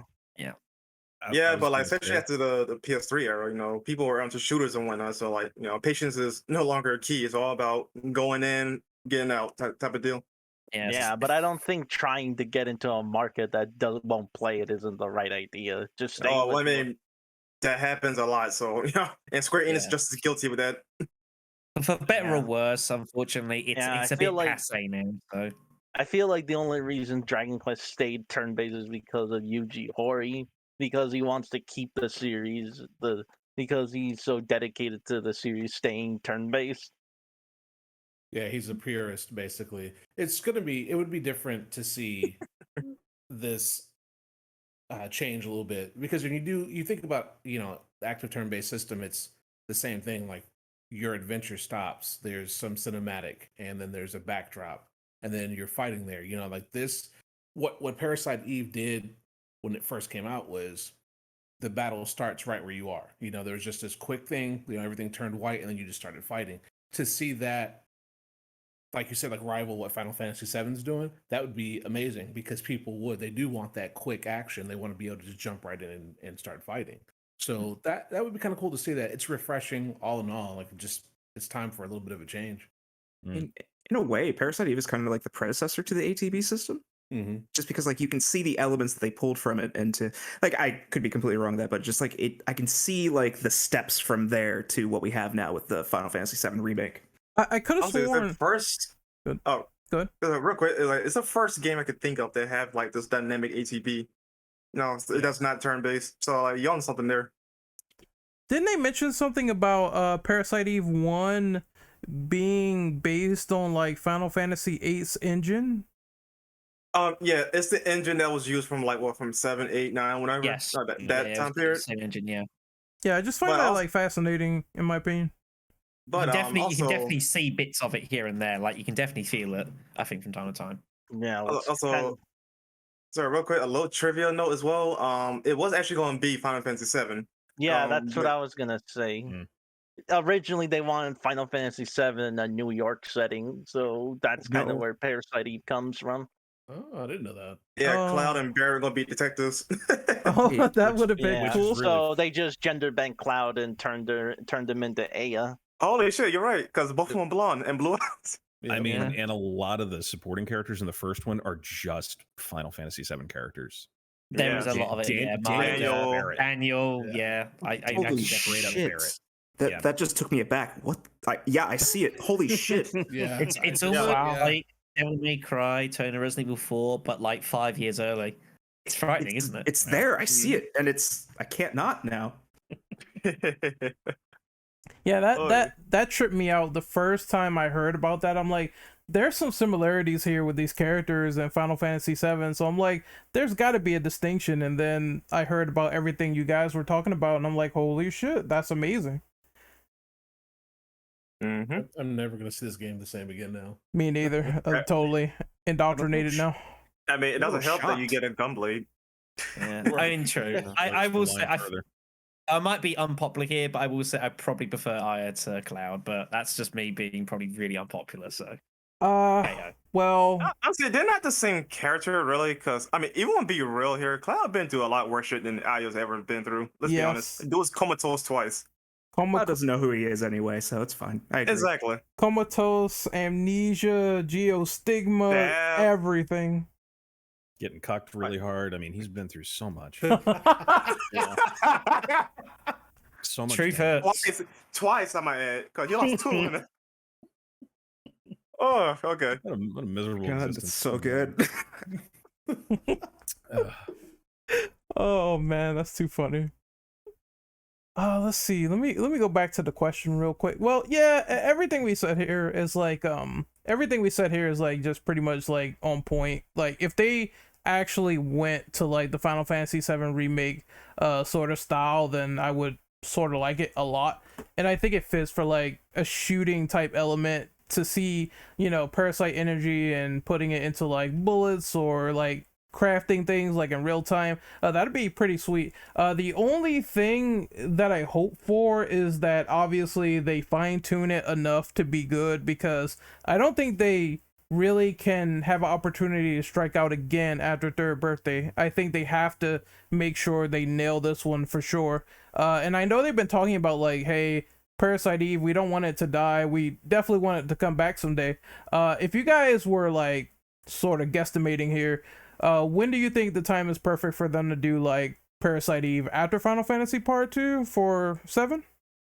Honestly, no. The obvious answer would be now, though. But no, given that we're coming into a new generation, though, I think you should do it like after they get familiar with the new tools and whatnot. Because think about it, like imagine the rat scene in like the Unreal 5 or whatever, right? You know, that It would would look be good. disgusting. Yeah, Yeah, it any would. body horror in Unreal would be awesome. Unreal. Unreal. My prediction. Exactly. Next E3, we're gonna hear it. There's my prediction. Oh, that's That's gonna my hot be- take. Yeah. That's- I mean, it's a game that I think would ultimately, it would live or die on how battle goes in it. Yeah. I think that it would 100% live or die on its battle system. If it wasn't any good, like it would but die a complete death. So yeah, they'd have to nail it. Mm-hmm. Or just go to the gotcha market. It's always that. It's always the backup. Oh Jesus. God. If I see a trailer for Parasite Eve and it turns out to be a pachinko machine, I'm done. I'm out. I am Yes, taking yeah. a Fucking out. I am Video taking a gaming's bat to just not someone's for you, knees. brother. I am taking a bat to someone's knees if I see that. Holy fuck, no. Thankfully, they're not Konami, so hopefully we won't see that. Oh god. Well, I mean, I'll say they're not even better when it comes to the pachinko stuff. So like, don't say that. But are we finished here? Like, any more thoughts? Yeah, I think on this one, yeah. Actually, I got 2 questions, so bonus questions that relation to Parasite Eve. One, have any of you guys seen the movie? No. Oh my I god. just No. found out about it. Yeah, I Yeah. didn't even know there was a movie. Yeah, I forgot to watch it before this podcast. I wish I did though, but yeah, like there's a movie, and I don't think it is in relation to like the book or the game. It's like a standalone-ish type thing, but it came out after the book and before the game. I think it's the before the Resident game. Evil movies. No, Well, in the no, in it's the made by Oscar- Japanese people. It's made by Japanese people. It's decent from what I've been told, but it's nothing like nothing like the games. If you're expecting it to be like the games. So is Yeah. it like an Resident adaptation Evil of the movies, novel? I don't think it is. I think it's on its own standalone type book. I'm sorry, not book. But it movie. has some like kind of key sort of plot concepts, like Yes. from those. That it Mitochondria. happens to be in the same, yeah, like mitochondria, basically. Yeah, But that's apparently it's a about horror it. movie. So oh, that looks cool. Midichlorians. Yep. I'm watching this tonight. Sweet. And another thing too. What is your favorite moment from all the games? Like either pick one scene that you remember the most or that comes to your head. Jeez. Honestly, for me, Someone it had would be to the say Opera that. House. Like I have an easy one because like it's just like because it was my first experience like we talked earlier. It's just like the people exploding into fire and how bad that fucked me up. It's just it left such an impression that I actually just get like nostalgic joy when I play the first one now. So it's like that's my scene. It's Yeah, might be an easy answer, but that's what it is. Yeah, Yeah, I mean, I don't I've- disagree. Yeah, I've said many times horror mutant baby, and I will probably stand by that. But like, there's a lot of cool visuals. You know, again, the Opera House is definitely very notable. Like the chariot, like boss fight you have in like the first game is very cool. I think it's often forgotten about. I think it's fighting in a flaming chariot in a boss fight. I mean, Yeah, Ghost that's Rider. fucking cool. Yeah, that's awesome. Like, how can you not like that? I'm not gonna lie, when the theme kicks in the FMVs in the first and the second game, like the first one, like when you boot up the game and it's doing the Squaresoft logo and all that, and the theme kicks in, that's just like I just hear that in my head all the time. Like that, anytime I think about Parasite Eve, like the first thing is like that pumping Parasite Eve theme, and it's just Yeah, it's a very good show. it Yeah, is I've forgotten about it it. is Yeah, a banger. really banger. Yeah.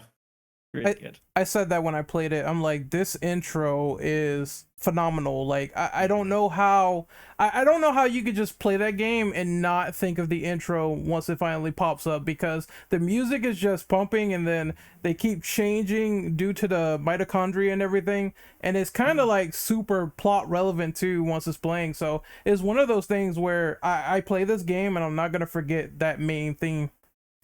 Yeah, the OST I think is a very, very often overlooked part of Parasite Eve, especially in I can't say for the first game, but like in the first two. Yeah, but the opening for the opening scene and like the opening theme is fantastic, and the first one's got lots of iconic stuff going on. Yeah, really, really good stuff. Just even the theme of just like when you're like going around, in the New York, just like in the hub map, and just listening to that like is amazing. And also I will definitely put a huge shout out to the music in the police department. I forget its name, which makes you really annoyed, but like I know you're talking about. I think they remixed that for the They third remixed birthday, it in the and it's a banger in third birthday. I love that track. yeah, I forget what it's called, but like it's just a fantastic theme, and like I could fall asleep to that theme. Hey, probably not the later versions, but the one in first game. I will look it up because I need to remember what the hell this is called. Oh yeah, other thing memorable about 2, all of the Coca-Cola product placement. Oh is yeah, that's I right. saw that. Yeah, you're right. Coca-Cola Yes. is the powerhouse cell of freaking mitochondria. It is Yes, so insane. yes. You have to use a Coca-Cola magnet to progress. It is Yeah. so insane. It's the best healing item in the game. You do. So Coca-Cola and They mitochondria. earned their money. I'm sure it was $1 million. To be fair, product placement isn't something out of place for a SquareSoft game. Oh, or No, we Absolutely. ain't talking about it being out of place though, but it's just funny to But see it everywhere. It's just everything is like you're talking to that police officer at the beginning of the Acropolis Tower, and the entire screen is taken up by a Coca-Cola vending machine. Yes, it is kind of. I couldn't help but notice that. I'm like, this is a little bit OTT, but hey. Also, I looked There it up. needed- Out of Phase is the name of the track. That's there the needed one. to be somebody in the background just going, "Drink Coke," like every few minutes.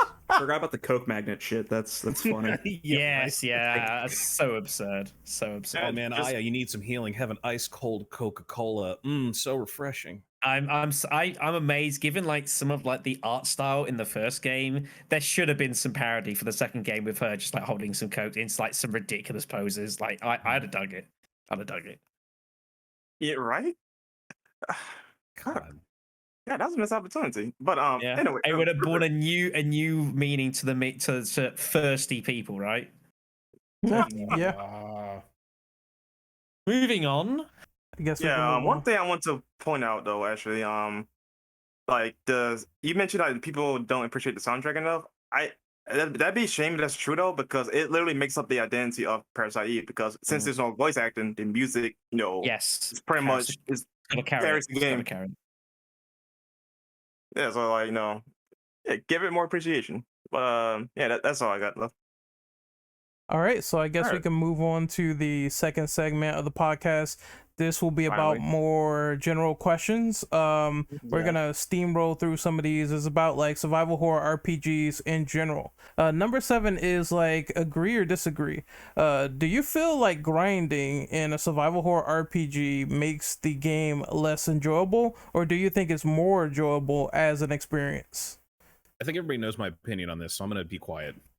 Yeah, Shit. it I comes think- down to personal taste. I think I don't know. I think a survival horror RPG probably lends itself more to not being so grind heavy, because I think it being survival horror RPG, I think especially like the first game feels a lot more kind of westernized, and ironically after the second game feels definitely a bit more JRPG. So I personally think that what you're trying to breed doesn't really tend to grind too much, just because survival horror like isn't inherently a grindy sort of game, and you're trying to incorporate a lot of that in. It can definitely work, and there's definitely an audience for it and a market for it. But I feel like probably you don't have to. You should not feel even remotely like you should have to do it. If you want to do it for extra stuff, cool, go for it. But it shouldn't be forced upon the player. I'm on the Yeah, fence like, about this. Good. Oh, and they though it should be like again fun and the type of grind it is though. Like Black Shadow. I'm about to say your name wrong again. Is if it's like required for you to actually beat the game, then that's a problem. That's a no-no for me. But if I do it at my own religion and I enjoy it, let it be a choice, not a mandatory type thing. I agree. Yeah, To me, Parasite Eve didn't feel grindy at all. Like I didn't have that feel to it. Even in the first one, it just always felt like, oh, I was that level for the area. It just didn't feel like I had to do it, right? Yeah. At least that's just my opinion. Yeah, the only time you had to do it was for the Chrysler Tower. That was it. And that was post-game content and a crazy hard optional dungeon, in which that's just the name of the game. But yeah, for the main game experience, like you were pretty much always there to kind of like, I think, try to throw at you a bit more, obviously with repopulating the map, and it would like, you go on that bit and say, right, you can go here, here, here, here, here, here, here, and these have all got enemies again. Have fun. And it was like, the game kind of wants you to do it, and I was worried that at times it felt like it was kind of trying to pad the game a little bit, which at times I think was trying to hide a bit of shallow gameplay otherwise. I mean, that's just me. But it felt like it was trying to fill some holes there. Go Good. ahead, Ray. Okay. I was gonna say, like, real quick, I'm sorry to cut you off, but I am 50-50 about grinding per se in a horror game, because I feel like it should definitely be fun no matter what you're doing. I feel like if it's not fun, then the problem is going to stem from the fact that you are grinding on a boss for like 60 or 70 hours and you're trying to simply just over level them. I know that's a question later in the document, but I also feel like if it's optional, like a complete side thing, I've seen people hop on the bandwagon and complain about what is the difference between an arduous chore and something actually fulfilling in an RPG in general. They don't like the missions in Final Fantasy Remake. But it's all optional stuff that you can do to get like certain things, certain weapons, certain battle scans, stuff like that. So I feel like if it's really just an optional choice and you don't have to do it way too often and it's not like main game breaking, then it's totally fine. It's just the problem seems to stem from the fact that if there is a boss where you have to constantly like get the level 100 to beat him, then it's sort of like a little bit tedious and repetitive at the same time. Yeah, I agree with everything that you've said there. I think it should be kind of a 50-50 thing. In the first game, I really felt like I had to do the Chrysler Tower because I kept finding cool stuff. So that just kind of feeds something for me. And I'm like, okay, yeah, I definitely want to do this. But the limited time that I played 2, it really felt like you did a lot of backtracking, and that makes the game not fun. So that could be a developer issue too. Like maybe it's broken. Maybe they thought this was going to, if we implement this, this was going to work well with the game, and it doesn't turn out that way, and players don't like it. So you should never feel like you have to do that. is Chrysler building New Game Plus? Yes. Okay. You can't get an original game. It's totally New Game Plus.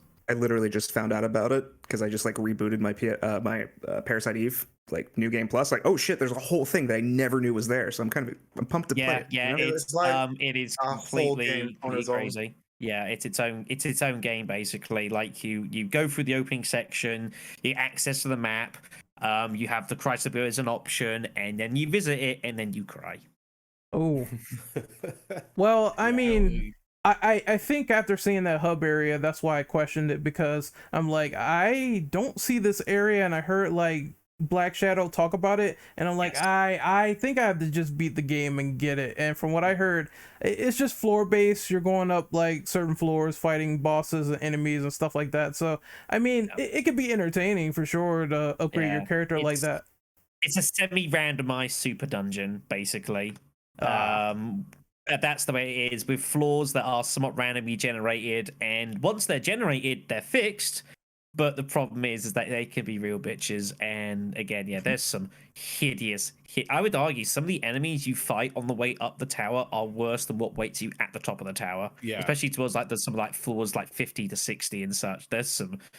Oh my god, some infuriating enemies you've got to deal with. Absolutely infuriating enemies. So. Yeah. Can't wait. It all depends on the gameplay meta. if it's really just balanced out, which is I guess ideal, once they do that, then it's just like I'm not really having an issue with like grinding for a little bit just to get back to this fun boss fight or fun enemies. Yeah, it never felt like I don't think there was many points it felt like unfair, but there are some cruel encounters which like will punish you if you're not ready for it. You just walk into it, you just get annihilated, and like, well, this is a problem. And the problem is because of the way the tower works, it's kind of hard to grind in the tower because once you clear every 10th floor, like the floors you've just been on, then suddenly there are no enemies anymore, I think. So you it means go back to where you were, fight anybody. Yeah, so which means that if you need to like get more experience for like later fights, you've got to just fight it out in the upper floors, and you've just got to survive basically, which is tough. But anyways, how does anybody else feel about this question on grinding in horror games? I Give me all the mean, grind. you're free to do what you want. If you want to grind to have a better chance, it's fine. I mean, it's a single player game. Yeah, I can see that notion. yeah, there's plenty of examples of these sort of games where you don't need to grind. You're like a Dead Space, for example, and there are I'm sure there's examples of games where are more grindy, which have also worked pretty well. I can't think of any off the top of my head, but I'm sure there's some. Here's the thing. I guess I don't mind a grind. Like, a grind doesn't really fit into a horror game for me, but a game can have horror themes and still have that grind, and I'd be okay with it. Like, I don't think I play Parasite Eve to get scared. I play Parasite Eve because it has those survival horror elements in a very nice, like, body horror cool theme, and it has the grind that I don't mind too much. So it's just like, I'm not going to play. I don't think a scary game can have a grind, but I think horror themes can have a grind to it and be fun. I'm tempted to say I saw Brea promotional art and I was like, sign me up, but that might just be, yeah. Moving on. Awkward. All right, so I guess we can move on to number 8. So, agree or disagree? Do you feel like limited progression for difficult encounters makes better sense to rely on skill and experience alone? An example is like cutting off the escape option for certain rooms in a horror RPG. I mean, at the end of the day, though, anything should be skill dependent, though. But so long as the fight fair and actually makes you like feel like you're in control, or you're allowed to actually experiment with the fight instead of just like, okay, this boss fight sucks a lot of a freaking balls, so let me just do this cheap way and move on. That kind of deal. Yeah, I feel like the way they should do it. Okay, one thing I really liked about I know this is like a different topic, but like hack and slash games where they have you fight a certain boss as an intro boss and he comes back, he's reoccurring. That's one thing that I think is really good for horror RPGs, to get you like sort of accustomed to the mechanics, and then they flip it on his head and it's like, oh, this boss now, he has all these new moves. How do I counter this? How do I counter that? So I think basically learning the pattern as you go is probably the best way to do it. Like, it's limited at first, and then as you get stronger and get better, things get harder. So it's not like it's a full-on squash when you go into a match and you fight the boss you fought like 6 times already. There's a perfect example of this in a more horror setting. Nemesis. Yeah. Resident Evil. Yeah. Exactly the same, isn't it? It's exactly the same concept, and we all know that works. That did pretty good for itself. Yeah, like you're rewarded too for fighting him. So And then once you get to a point where you're kind of getting on top of him, the game then changes him up to try and make him more harder to predict, and then still ties it into the story of that you're beating the shit out of him. He's like kind of transforming as he goes. Yeah, he has weapons, he has items, he uses them. It's once there is an adoptable nature of like learning how the boss works and how he learns against you, I think that's the best way to go. Or expanding on that, taking a boss enemy that you fight, first or second chapter in a game or something or whatever, and then becomes a reoccurring just regular enemy. Oh, maybe. Oh, that's right. Yes. So like like Resident Evil 4 does that all the time. If you want to, like, just citing a popular example, or there's a lot of not Devil May Cry, but there's a lot of action games that do that too. and a lot Well, of I mean, shooters. Demon Cry is a good example. Yeah, Demon yeah, Cry, that definitely does it, don't they? 3, the Reaper that you meet in Mission 2, he becomes Yeah. a common enemy. Well, air quotes common enemy throughout the Mm. game later on. So, like, that is a good example. Yeah. Yeah, you just amp it basically. Hmm. But yeah, if you limited progression, difficult encounters, oh yeah, man. If I'm doing poorly, if I don't do something right, punish the hell out of me. If I'm done, like it ties back into the grinding thing. Like I'm gonna grind the hell out of a game so I don't reach that point. Like I'm gonna scour and do all that stuff. So like when I get to that point, I'm like, yeah, okay, I'm fine. Yeah, no hand holding, please. Like, I think that's just some people. It makes them feel like it's an insult, and I don't think that's great, to be honest. I don't think I could ever accuse the Parasite Eve series of any hand holding. No, definitely no. not. No, Definitely not. No. Yeah. All right, I guess we can move on to question number 9. So, who wants to read that? I'll go. Agree or disagree? Should survival horror RPGs be more action based, or should it be more supply scarce to invoke the feel of tension? I think there's actually quite a current question you could ask that's very similar, which it's sort of similar.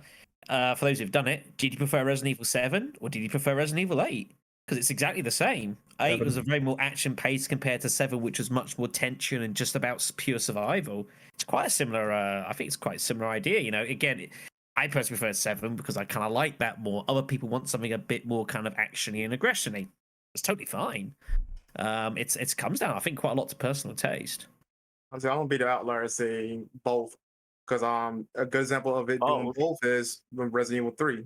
It has tension while also being fast paced or action based. So I think you could do both though. Plus size though, if you're gonna talk about, we just got done talking about grinding, right? I think that if you're gonna include grinding or whatever, right, it should have more supplies for you to pick up on the way. After like say defeating enemy supply points, whatever. The context may be. Yeah, I'm gonna go with both because I like the idea of like less items and shit, and more like you're running around, you're on your last leg, and you have to basically pick up everything you need for the next encounter. But I'm also like, I enjoy upgrading my character a lot and making myself feel strong in the process. So it's really difficult to say I like one over the other when I really do like both. I think there's a lot of, you have to it has to be in context of the game. I think Parasite Eve 1, which is a game where Aya is like in the middle of this carnage going on and has no real idea of what's happening or why, probably lends itself more to something that's a bit more scarce, to make you think that you could die at any point. In the second game, like she's been through this once, she's been with the FBI and that sort of thing, is much more understanding what's going on, not only with the situation, but herself. Probably makes more sense for it to be a bit more actiony because like it makes more sense in plot.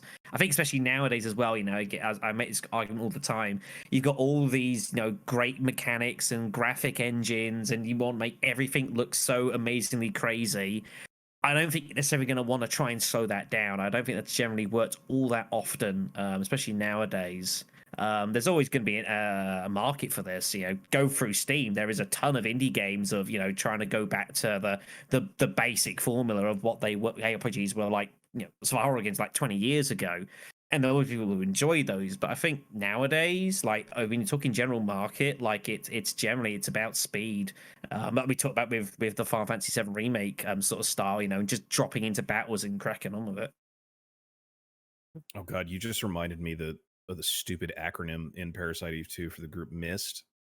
Oh, I don't know why I was just thinking of that, but like it was that time where everyone had dumb acronyms for all their names. Everything had to have an acronym. Everything. Like Stars, Dino Crisis 2 had TRAT. Yes. Yeah. And there's Crash, and there all this dumb stuff. Sorry, completely off topic, but it's just like you just reminded me that it's like it was that point in time. Yeah. It was the 90s. It was the in 90s. thing. Everything had it, Oh god. Yeah, it's still a thing today. So yeah. Crash a little bit later on as well. GTA. Yeah. God. In regards to this question, I guess the easy answer is definitely both, but I guess in my opinion, the action shouldn't outshine the rest of the game. I think that's where I'm always taking a step back, because in RE7, the example for that for me is that there is this action component to it, but it doesn't feel like that's the most important part, because there's that tension, there's that feel, there's the scares, but like I don't want my game to feel like an action game. I want my game to feel like a horror, tense, scary game that I have to use action elements to help hopefully survive, right? Mhm. At least that's where I sit in it. Yeah, exactly. That's my argument with 7. That's why I liked it so much. 8, Yeah. I think 8, I've got no problem with it being actiony. I think it was a bit gratuitous at times, and there was like there's definitely times you could have toned that back, and you didn't need to be that much. And I think a game like if you were going to do a Parasite Eve, for example, nowadays, like you've definitely have these sort of situations or these more chaotic scenes. But you shouldn't just have action and fighting for the sake of action and fighting. It's got to have context and meaning, and not just there just to fill time or to look good. Yeah, this is Honestly, though, Go like real quick, just the comment on that 7 versus 8 thing. The reason why I would always pick 8 over 7 because 8 is a lot faster though, but not because of just its action versus it's the whatever thing you want to call 7, right? Because of how the game is just built. Like 7 is just a slog in comparison to like its sequels because of how Capcom just outright designed the game mechanically. No, Ethan is slow as fuck in that game compared to what he is in 8. He's a lot faster on his feet. Yeah. We'll get back to this, but personally, I prefer the Fuel 7, but I happily accept that 8, like mechanically, is a better made game, and like objectively, it's probably a better game. I'm happy to accept that. It's just my personal preference. To be honest, I kind of prefer the setting of 8 more. honestly, I kind of like the setting of 7 more. Like that podcast is gonna be interesting when we get to it because I do like Village, but I like the tension of the darkness and the plantation a little bit more. So I don't know, but I will say, back on topic, a section like this happened where there was like a lot of action going on at RE3 with the zombies in the hospital. There was context, but I thought it was flat out ridiculous even in context, because you had the zombies exploding into little tiny chunks. You had to do a survival sort of like section where you had to kill everyone so they won't get to Jill, and it's fine for what it is, but it's definitely not. Yeah, yes. The remake. It's definitely. I was thinking about. Yeah, I think we're talking about the original. No. It was a remake. But it's definitely one of those scenes where it's like it's not tension based at all in terms of horror. You're just completely mowing things down with Carlos's like gun, and that's about it. So I just like more panic, more dread. Even Village has a scene of like suspense in it, which I'm going to talk about on that podcast and not here, but it's still something great and something to behold. Yeah. You know what? I could talk about that little conundrum right there all day because I just thought of something though, but it's not relevant to this topic today. Yeah, hold it for then. We'll get there. We'll definitely. I 100% want to sign up for that Resident Evil podcast at this point. Gonna be a busy one. It might be doing it all day at this rate. Oh man, that's gonna be a talk. Yeah. But anyone else before we move on to the next one? Nah, I'm good. This one's pretty easy. So, agree or disagree? Does the formula of turn-based mechanics still hold up for you with survival horror RPGs? Yes or no? Explain why. Sorry, real quick though. What other turn-based horror stuff out there? Because to be technical though, Parasite. Actually. Well, Parasite Eve is technically not turn-based. It's free action. ATB. So. Yeah. I don't know. There's Codica and the Shadow Hearts games. Well, the first two are more horror. Shadow Hearts. I've never played those, so I can't say. Shadow Hearts. Yeah. Oh my god. Yeah. That game's so good.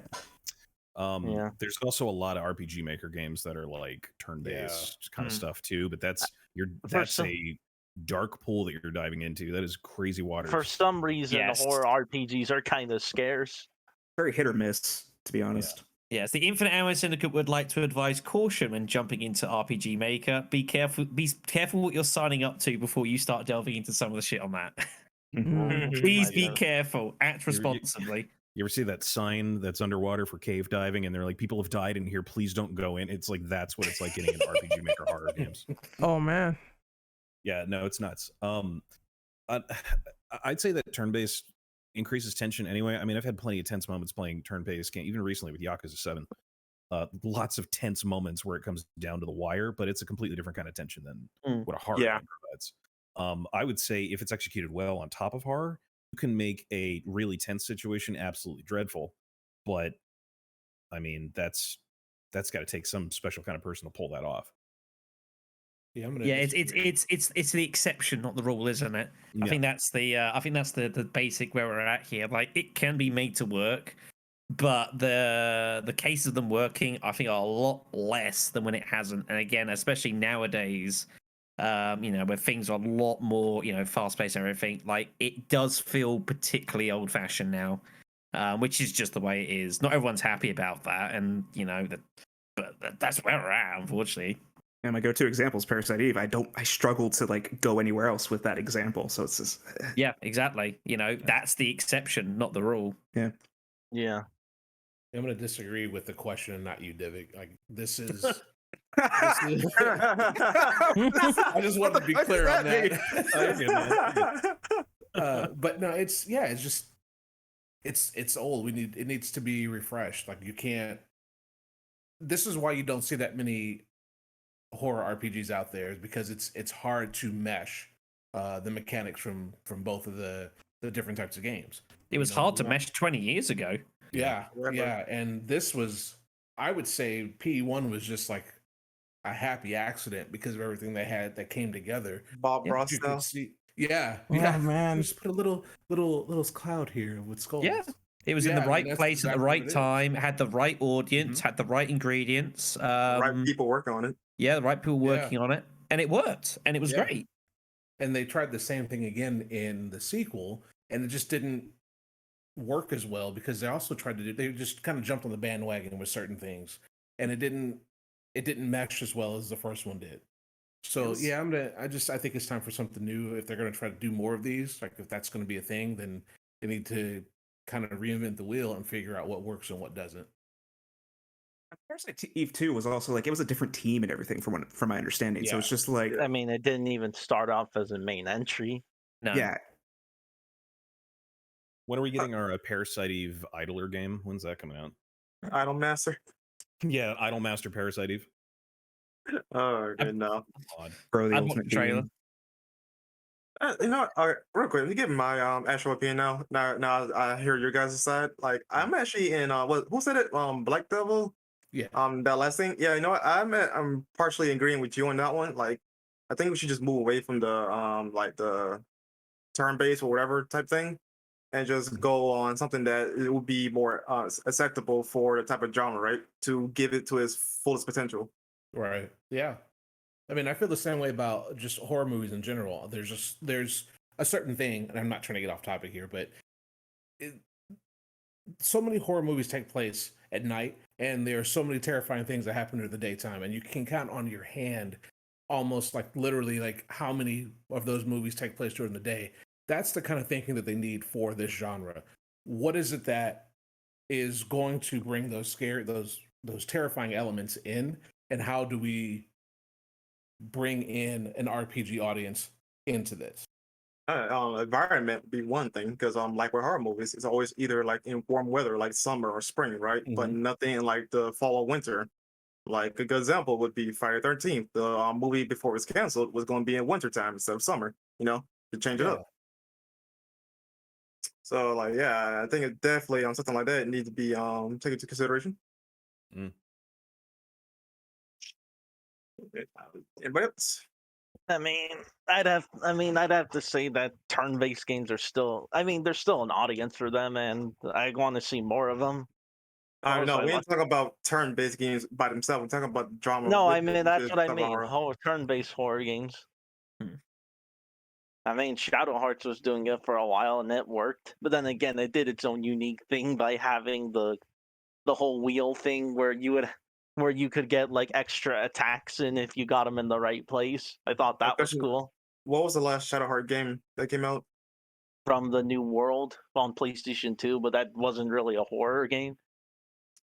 And how many years ago was that? Shit, like 2005, 2006. So you're looking at about 15 years. Oh, geez. Exactly. You're looking at about 15 years. Yeah, you that was a gotta. while back. Which tells reinvent its the own wheel. story. I mean, yeah, genres change all the time. I mean, you're talking about turn-based. There was a major series just went from a brawler to turn-based, and it's the most popular entry in the series. So there's always room for evolution, changing the genre, right? Yeah, that right there in itself was also a happy accident because given what It was an April goes Fool's on in joke, Japan, but yeah, that and also like the popularity of the genre in Japan alone, like that yeah, helped a lot. So no, absolutely. I mean, any genre when it stays for long enough, or something doesn't sit for, or go anywhere for long enough, it stagnates and it creates. Somebody wants to make a counterpoint to it, right? It's how you get stuff like NGE or Gurren Lagann or whatever. I mean, somebody sees something and says, "Hey, I'm sick of this. I want to change this," and hopefully, fingers crossed, RPG horror gets that. Yeah. All right, fellas, you guys done with this one? Yeah. Okay, I guess we can move on to number 11. So, how do you feel about the idea of being over leveled in horror RPGs? fucking bring it on, man. I earned it.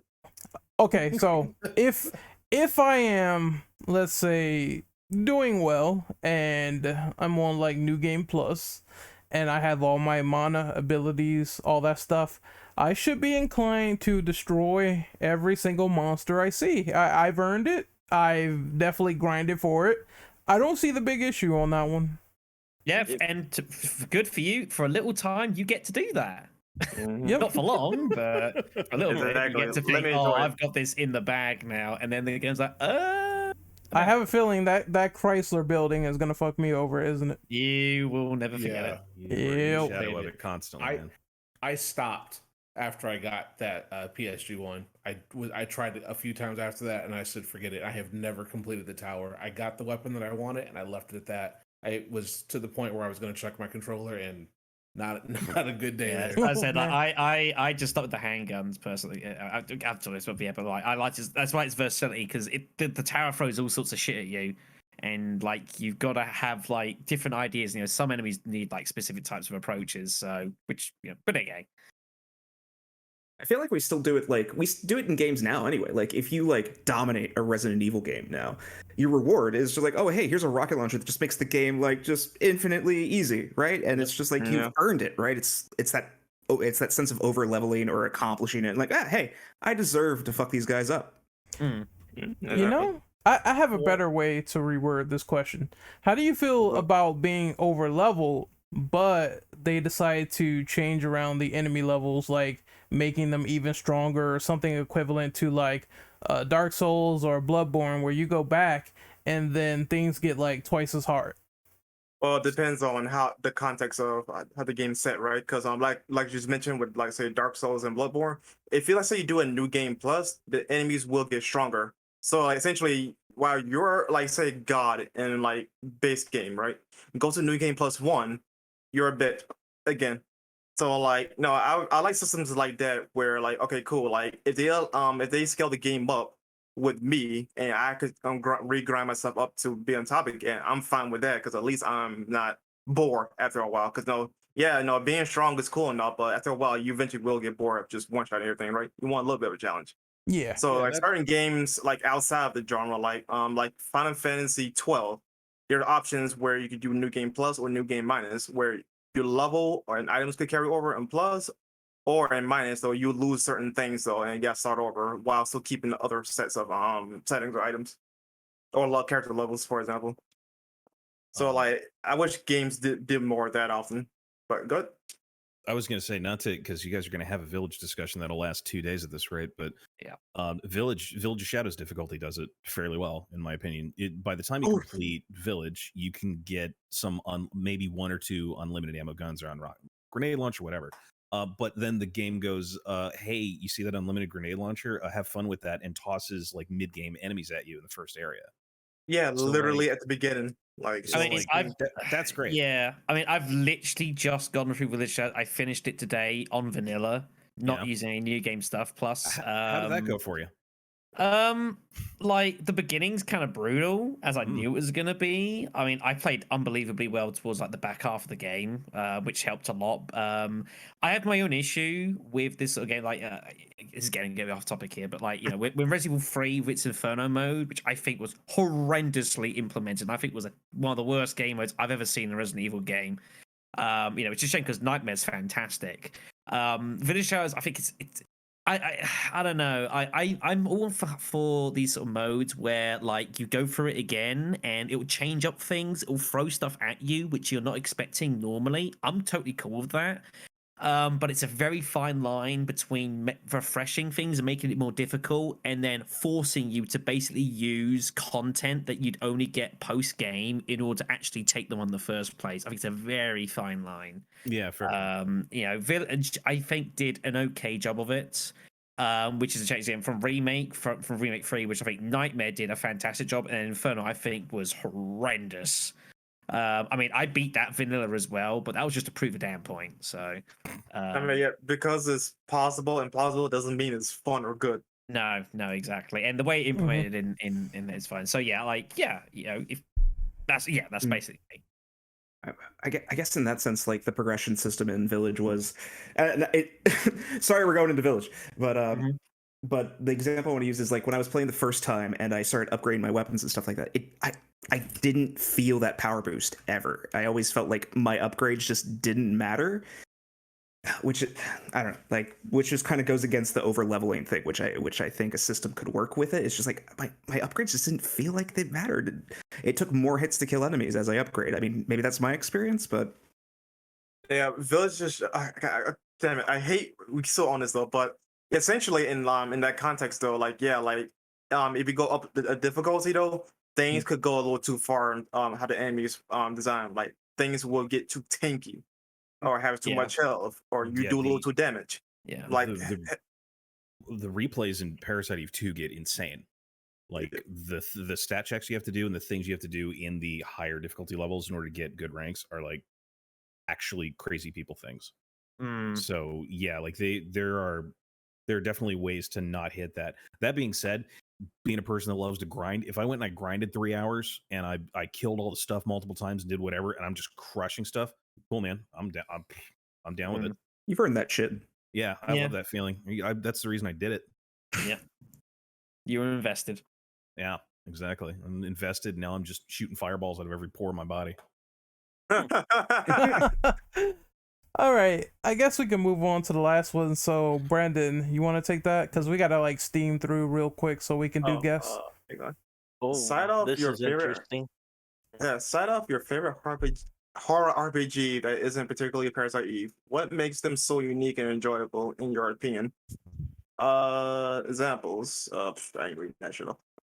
Damn. Okay, that's a good example. There's a few that have come up already over the course of this. Of this, so I'd like to say, you know, Village I mentioned, again. That's Village, Dead Space. I mean, that's more of a survival, or that's kind of stretching it. Well, I mean, it's just basically it's not a lot of them, so we have to definitely pick on like what type of horror game we have where we upgrade our character and if it's our favorite. Yeah. I would say Vampire the Masquerade immediately. That's one of those games where that's a ton of RPG stuff, a lot of decisions that matter, a lot of like crazy ways to play through it. Or heck, freaking System Shock. Even though I'm not. I was going to say the system shocks as well. Yeah, I like, you know, just going old school and is like, you know, a bit of a progenitor for like the kind of the breed of the series as well. Really good stuff. System Shock is a good call. I didn't even think of that one. Yeah, System Shock. My go-to is. Oh, sorry. Go ahead. No, I was just gonna say that, like with Vampire the Masquerade, like that straight up horror game, super in-depth universe, super in-depth everything, and your character, just depending on how you roll stuff, is really different every time. And there's two. I don't know how familiar you guys are with the game, but there's 2 different races that you can play that change the entire experience of the game. Once you go through it once, you know it's recommended to do it just with a normal kind of vampire, but then you do it with like. I can't remember what they're called. It's been years, but one of them is crazy, and it'll literally like have voices in your head and alter the entire experience of the game, like that kind of stuff. And then Stalker comes to mind too, which isn't too much of an RPG, but Stalker, very unique, very weird, very strange RPG style shooter, like that kind of stuff. My go-to is Dead Island, like in this realm. There's just so much that I love about and it literally like feeds everything that I love about playing video games. You got a long main story, multiple side quests, your leveling system for your characters, weapon construction and mods, open world mechanics on top of that. It's just like it is a perfect storm. I have literally spent hundreds of hours just going back through and trying to find Easter eggs and what if I do this with this skill tree with this character. It's just really fun to work with that. I'm gonna say Fatal Frame. Out of like all these, like I really enjoy these games, but it's something about upgrading that damn camera and being like so satisfied by that shit. I just really enjoy either stunning the ghost or like doing things where I'm like slowing them down, or I just really enjoy all of that stuff being like injected into my veins. I guess if I had a second one, it would probably be like Galarians. I played that recently and I really enjoy the idea of your AP gauge filling up, and once it does, you go into overdrive, and if you walk into someone, their brains will explode, and I'm like, it's the coolest thing I ever seen ever. For me, and this is totally going to be the most biased answer I have here, and it's the one when I was checking the list, it jumped out at me. But Bloodborne, probably one that I could always throw on, and it's also how I met my partner. That's a good example. Yeah. Yep. It's also how I met my partner, so it's just like, yeah, I'm gonna be biased towards it because it's a fucking great game, and I can play it whenever. And you know what? Get 2 other friends and just co-op that shit. It's a great game. We need that 60 FPS patch like ASAP. Like, oh my god, dude. Maybe when the PC port comes, but I don't know. Wait, did they unlock the FPS for the PS5 version? I don't know. No, not having it. There is a 60 FPS patch, but it's only if you have like a hacked PS4. You could do on PS5 as well, though. But again, that's like going out of realm of possibilities. But that's a different discussion altogether. Yeah. You got anything else to add to this one? I'm trying to think of more horror RPGs off the top of my head. I mean, the other one that jumped out at me was Dead Space, which is probably a perfect game. But that's just Dead Space we mentioned. Yeah, exactly. Dude, Dead Space is so cool, especially with the gun modifications in 3 and shit. Oh, I love it so much. Yeah, Ryzen would be a good example of this. Though. I mean, it is technically a survival type game, right? Horror, debatably, depending on how you look at it. But yeah, like, it's straight up an RPG, all things considered. You can beat a zombie to death with a dildo, so there you go. Right. I'm probably going to play Dead Space after this podcast, so. Nice. I would argue, just one more, and kind of correct me if I'm wrong. If anyone here has played Pathologic, I have not. Pathologic. Pathologic is the strangest experience because I can't genre it because it's so many things at once and it's so much not at once. It's just an experience. It's a stress simulator. But man, that is one of those things that just like, from a horror perspective at least, it sticks in your brain and it kind of stays there for a really long time. It's weird, it's tense, it does all of that kind of RPG stuff. It's very slow, correctly. And then it kind of just like sits in the back of your head when you finish it. And then you finish it a second time and then it ruins your brain. Logic is like, I guess to me, Pathologic feels special is the term, because it's just like, it's so unique in what it does, and it's just nothing like it. Yeah. And your brain's on fire by the time you finish it 3 times. Like, you're just like, what is going, like, it's a fever dream. Yeah, I definitely haven't gone that far into it. I haven't beaten it, but like, you can tell already. I'm a few days in, and it's just like, yeah, this feels special. There's something here. Yeah. All right, fellas, we gotta eventually do. Wait. Go ahead. Oh, I didn't get to say my part. Yeah, go ahead, Drew. Yeah. Nothing is lost. Damn. But I was surprised no one mentioned like Shadow Hearts. I think that's like the best horror RPG that I never played them. I think I heard them in passing, but yeah, other than the name itself, no. I heard of But yeah, Kadoka. it takes place like in the early 1900s, and it's really good. I think you play as someone who can like morph into like other monsters. Yeah, I've heard of Kadoka, but I have not heard of Shadow Hearts. That's kind of a prequel. That's a prequel to Shadow Hearts. Oh, okay. Okay. But yeah. Made me think of was Kagero, Deception 2. I don't know why that popped into my head, but that's a weird turn-based trap horror game. I don't know. I mean, I can't even describe it. That has so much weird stuff that works.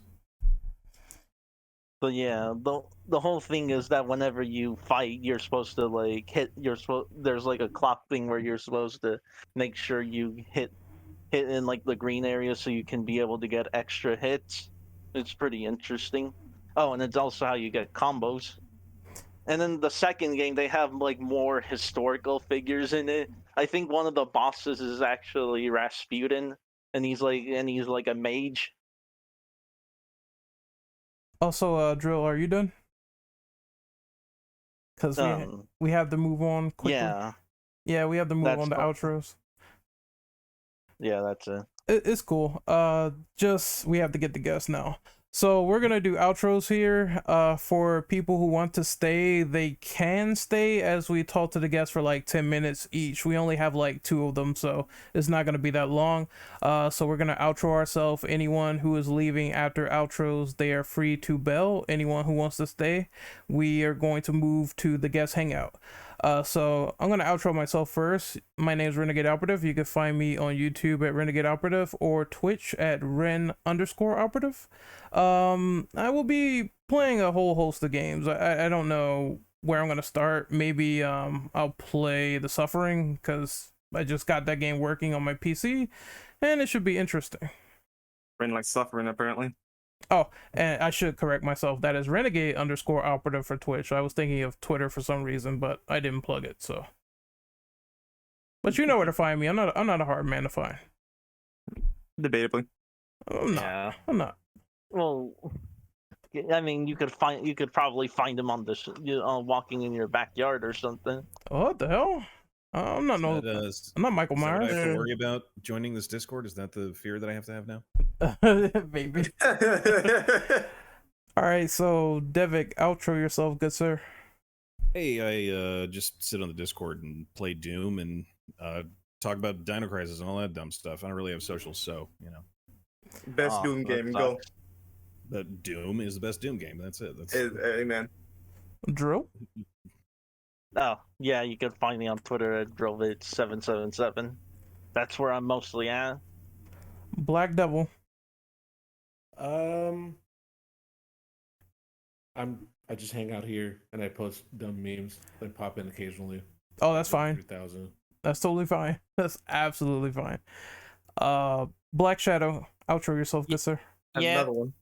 Yeah, no, right. Yeah, you can find me on YouTube under Black Shadow 93, where I make such terrible decisions, such as offering to do Village of Shadow runs on Village with conditions and throwing it to straw polls to get screwed over by my audience. I also do stuff as well on Twitch at Black_Shadow_993. Now do Village of Shadows with knife only. That is probably coming this September because man, I'll watch that. I'm streaming actually on Twitch. Cheap plug alert here.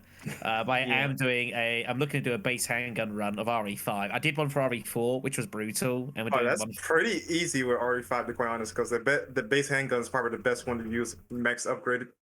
Well, no upgrades, nothing. No upgrades. Yeah, it's ain't that no bad. upgrades. Yeah, I mean, I've seen crazier runs. Like someone tried to do it with tried to play RE5 with only the rotten egg. Oh no. The baton only. Let's go. Well, let's get to Growlock. Yep. Yeah, you can find me on YouTube. There's nothing there, but you know, YouTube/Growlock. Nothing there yet. I mean, working on some shit, but you know, otherwise I just hang out, play games, and chat in the Discord like everyone else. Ethan? Must die. Yeah, Ethan must die. Yeah. You can find him in a grave site in Eastern Europe. And I have so much to talk about with that game. Sorry. I just tuned back in and you find him in a gravesite. I was like, what? I tried to hold in my laughter so hard, I just could not. Okay. You can find me in either a madhouse or a village in Romania, being chased by a tall vampire lady and a hobo Dante. I'm just kidding, but you can find me on Twitter at Immortal Brando. I have a YouTube though, but it's not finished yet, so don't ask for it. And everywhere else is none you got done business. Have a good day, night, and whatever else in the world for you. All right, so we are about to jump into the guest hangout, and we're gonna hang out there. And after 20 minutes, we should be done. 20 minutes, air quotes. Yes, 20 minutes air quotes. All right, I'm jumping in right now. Ooh, can I be heard? Uh, uh, Parasite Eve. Let's see. Hold on. Oh shit, you can put this public. Wow. There we go. Ray. Apparently, I see there's features where you could put this like public to the entire world, and I'm like, no, I don't want to do that. You should do it, Ren. Uh, Put it to the whole world. I don't want all these people in here coming in here talking about like memes and dicks. Do it. This Just do is it. why you limit who can talk and who can't. Let me in. This is a pretty interesting feature. Okay, Yeah, it's pretty neat. We were playing around with it. so Oh, nice. You can just jump in and then jump right back out. I like it. Only Yeah, the but special people. What if someone just jumps in, just says like a meme, and then just leaves? oh, Yeah, that'd be the most, only people with certain permissions are allowed to do it. So yeah. that'd be the most terrible thing in the world. So I'm gonna invite AK Austin so he can speak and give us 10 minutes on Parasite Eve or survival horror RPGs. All right. There you go. You are on air, sir. All right. Cool. Well, honestly, I just wanted to say that survival RPGs is legit my favorite two subgenres mixed into one. I grew up with Resident Evil 3 original, and I grew up with lots of RPG games like Final Fantasy and many others alike. I think just it blends well, you know? I think it has a really good combination, especially of progression. It also inflicts that skill in you, kind of like Dead Space does. And I always just wondered, especially you, Ren, what would be your favorite type of RPG survival horror game other than Parasite Eve you just recently played? I think I talked about it recently. It's kind of a wacky game, but I said I liked Dead Rising. I also mentioned that I like something else that was on the list. I think that was Galarians. That was pretty cool. It's a game that not a lot of people know about that has like psychological horror elements, and you can like have telekinesis, pyrokinesis. It's really something interesting and worth checking out. Yeah. I actually watched a couple of videos on it because I was like looking into a bunch of survival horror stuff a couple of years back, you know? Yeah. I was like, oh, this is a really neat game for what it was, you know? Cool concept, I'll give it that. Do you have any like sort of opinions on Parasite Eve that you want to talk to us about?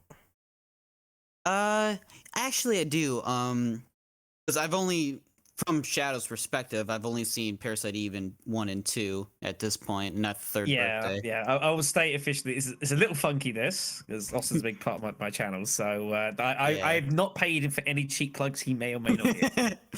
Yeah. But yeah, like honestly, overall, I enjoyed, I think, the second one more than the first one in my personal opinion, opposite to Shadow.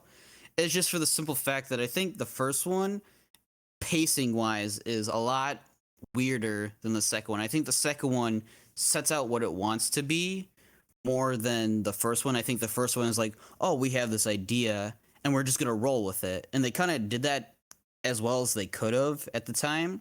I think with Parasite Eve 2, they were able to refine the pacing to like fit the narrative they wanted to tell, especially since they had to focus more of a plot device than trying to tell an entire story about the mitochondria and crap like that. So that would be like my... Sorry. Real quick interject. I'm actually gonna disagree with you on that one. On one premise, like the pacing in 2 comes to a screeching halt when it comes to certain gameplay elements, like the puzzles or the backtracking. Especially when like one segment where you need to go pick up a wrench, or whatever, and you got S's dude, then you got to run all the way back there and or run the opposite direction. I forgot how the pattern goes, but that's a problem with that game is pacing. Like it's not consistent when it comes to its elements. Yeah. I think that was my argument I made, is it's very stop-start. Like when it works, it's great, but it is a bit all over the place. And the problem is there's a lot of opportunities for the player to kind of miss something or not realize something's happening or get caught up in something else where it just kind of enforces like you've got to backtrack or you've got to go and find a solution to this crazy puzzle, which you're like, what even the heck is this? It's not particularly cohesive. I think that was my issue with Parasite Eve 2. It was just a bit all over the place. Yeah, I totally understand that. It's just like I said, it's my personal opinion is completely opposite to yours in the terms of like the pacing with 1 and 2. But like I think the main thing I have the biggest concern was the tower with New Game Plus and Parasite Eve 1, of how gigantic and long and kind of like strenuous at times it was, but it was like supposed to prepare you for anyone doesn't know the secret that happens in there. Yeah, I think everyone talked about how, especially when it came to my playthrough, how everyone gets fisted in the tower. There's no other. It's a rite of passage. Like It pretty much is. It's how it's designed. It's a super dungeon, and like any good super dungeon in any good RPG, it beats the shit out of you when you first get there, and you're like, well, okay, gonna have to rethink our plans. I mean, this has not been any different for any game. You know, you look at any Final Fantasy game, for example, and you think of like an infamous super dungeon, and it beats the heck out of you immediately. And you just have to Final Fantasy 7 has the fucking weapons, which I can't believe I beat Emma. Final Fantasy 10 has like the Omega dungeon, you know, that sort of thing. Remember the Omega dungeon? That was horrible. Yeah, 14 has like I haven't played 14 very much myself, but I know 14 has a similar sort of idea as well. Yeah. There's that crazy cave, which is like just one giant puzzle. There's all sorts of stuff going on. Yeah, 15 has the dungeons where you can get like the weapons for Noctis and such. But they actually did that, in my personal opinion, I think they did that well. Regardless of the fact, back to the main topic, going back to like the RPG elements, personally, I felt like the RPG elements of the second game and how enemies are more limited and scripted, where it feels like you have a better understanding of what your playstyle might be, just depending on the weapons, the magic, and just how enemies work most in the game. I find that a lot better than the first one. I felt like the first one you kind of had to grind a bit more. You had to go to certain areas and just run around like a headless chicken until like doo-doo, combat music starts, and you're like, okay, let's get this done. Or like when you're trying to backtrack and a random encounter appears, you're like, I gotta deal with these bunch of a-holes. You're like, oh, okay. Where I felt like in the second one, I think they did it better to where like, oh, you have this map, well, it tells you where there's enemies. You're like, oh, cool. If I want to get some extra goodies, I'll just go back and fight them if I need to. I kind of felt like that was a little bit better system, at least for Parasite Eve, in my personal opinion. Was not sure about how you guys feel about that. Black Shadow, what do you think about that? Sorry, I got caught away from it there. I'm so sorry. I missed like what you exactly were saying. Yeah, repeat that real quick, because I did the same thing. Sorry about that. Yeah, I was just talking about how like the first game, it's like you get random encounters, and sometimes it's just kind of like whatever, and you kind of need to do some random encounters just to get past certain parts. Where the second one was more limited and scripted. How random encounters works. Yeah, and I felt like the scripted and the limitations of enemies gave it to the player could play how they want to with the supplies and experience they got during the gameplay, and which allowed fights and boss fights to come down to your skill level and you actually getting used to the controls and what your setup is. I just want to know if you guys like that more than the first one or vice versa. Yeah, the problem is the difference between the first and the second games is you go from, I think, a system where you can explore and you can grind and you can kind of spend time doing additional stuff, and you're kind of, you're rewarded for doing so more often than not. In the second game, it felt a lot more mandatory, and it felt like a lot more sort of thrown upon the player, the fact it was so readily advertised on the map that once you redo a story sequence, a story event, and suddenly the map repopulates, and the game's like, right, you can go all these places, and there's loads of shit to fight, have at it. And the game kind of like, it's encouraging you to do it. And my problem with that is that it feels like you're just trying to pad a game a little bit. I think back to Dino Crisis, 'cause it was mentioned a little bit earlier on, and like Dino Crisis 2 as well. Like I thought generally was actually not all that bad a game, except for a couple of sequences where it was blatant that all was happening was you were doing something to fill time and pad the game. And I was just like so abhorrent about it. And it was just like a real letdown for I think it actually wasn't all that bad a game until you got to like the final 30 minutes and then everything lost its damn mind. No, I And can I at think least that's forgive that in Dino Crisis 2 only because of it's a much faster paced game. So in essence, you could beat it a lot quicker than you would the first game because how it's designed in comparison to 2. Yeah, and Dino Crisis 2 is also it can be a bit grindy as well. There's definitely, again, but it's a game that kind of like, it encourages you to do it. It's not like it kind of advertises it and says you can do it, you know, to kind of get better things, but it didn't often feel like you had to do it. And that was my problem with 2, is because you had to, like, you know, it was so in your face, all these repopulations, and you had situations where you'd have to, like, go to one dead end of a map to get hold of your items from a chest to move them to somewhere more convenient. And it was a lot of busy work in the game. I think that was my issue with 2. To me, it was pretty stark and obvious. Yeah, I really enjoy the beginning of 2. But these guys said for the most part there is standstills. I'm beginning to see that with the puzzles where some of them are kind of cryptic as fuck, and I'm like, how do I figure this out? I guess I gotta look up a guy. So I feel like that's gonna be me during the entire game. One is just pretty straightforward. It's like you just go in, you fight something, you kill it, and then you get exposition and you move on.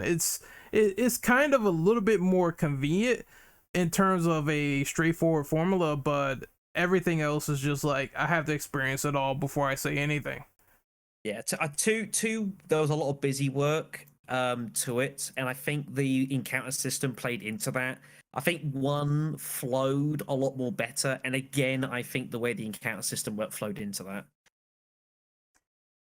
All right, so we're gonna get Cryo in, and then we're gonna spend 10 more minutes in here, and then we are done. All right. Let me. Thanks for having me.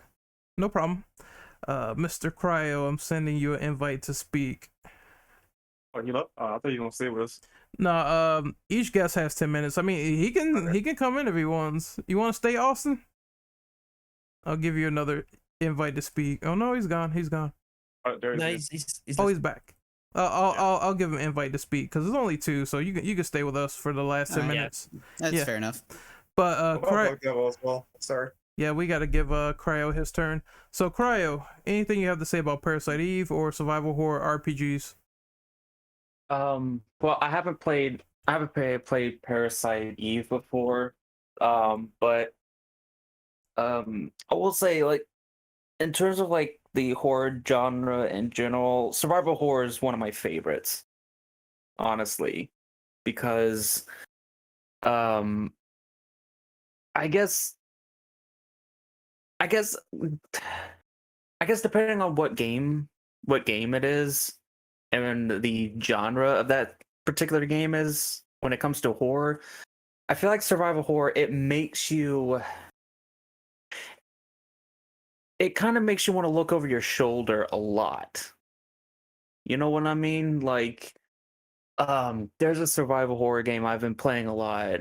Ren knows about it because whenever he's joined the call, I always talked about it. Subnautica, like you're in the middle of literally nowhere on a planet, and you're surrounded by ocean, and you're in the ocean. There's these weird looking creatures, and sometimes you just hear these loud noises from creatures in the sea, and you just look around kind of like going, okay, where is that coming from? Is it gonna attack me? But it turns out to just be like a harmless creature that's not going to do anything to you.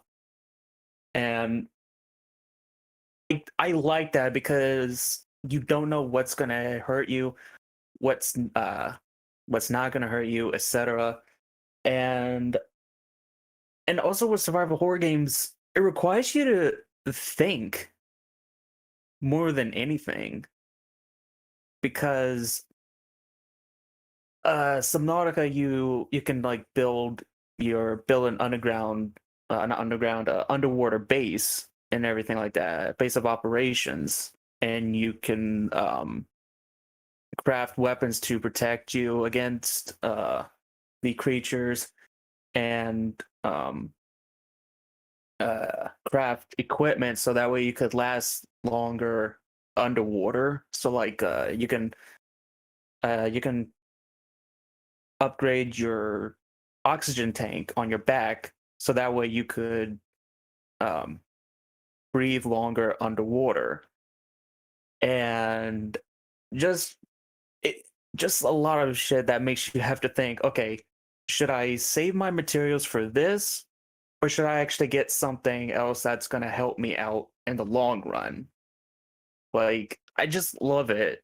Just survival horror in general, just the games that just require you to think, like Darkwood. I believe that's the name of that game. Because You're right, Darkwood. Darkwood, yeah, Darkwood is another one of those games where you have to be very careful of what materials you use to craft, because yeah, you could go ahead and craft something right now, but you may actually be able to craft something better in the long run that would be more beneficial to you. So you're kind of stuck with the dilemma of, should I just do this now or should I just wait? And especially when it gets difficult over time, that's when you start kind of like going, maybe I should have done that earlier. I don't know. Survival horror has always hit me in the right spot. I mean, especially when you have to hide. Like if you're getting chased and you have to hide, that shit can be the worst. Yeah, I heard Darkwood mentioned like several times on the Obscure Games podcast, like a lot. So I'm very like familiar with the term itself and the game. Maybe I'll look at gameplay and check it out. I've seen a decent amount into it, and it's really creepy. It's kind of like H.P. Lovecraft, almost inspired in many ways. Okay, I like that notion because HP is god tier. Just a quick run play. I don't mean to steal your time, Cryo, but it's basically a top-down perspective game. But it's very like slower paced, and it's more survival horror with very little RPG elements, like you upgrade and get supplies, yada yada. I really highly recommend anyone check it out. I honestly think it's probably one of the scariest like indie like games I've ever seen. Really. Yeah, it's done like that, the slow aspect of it, so that way you can get really familiar with the not so much the ambiance of it, but that universe, and the environment. That way you're accustomed to like what's going on, with the woods, the creatures, the characters that you meet on your travels in the game, stuff like that. It's one of those kind of games which I actually really appreciate, because a lot of people give indies like a lot of shit, but in reality, most of them actually do come out with banger games.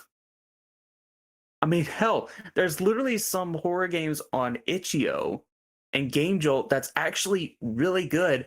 And yeah, some may be fan games, but those fan games are actually not that bad. And sometimes they even trump the game that they actually made the fan game of.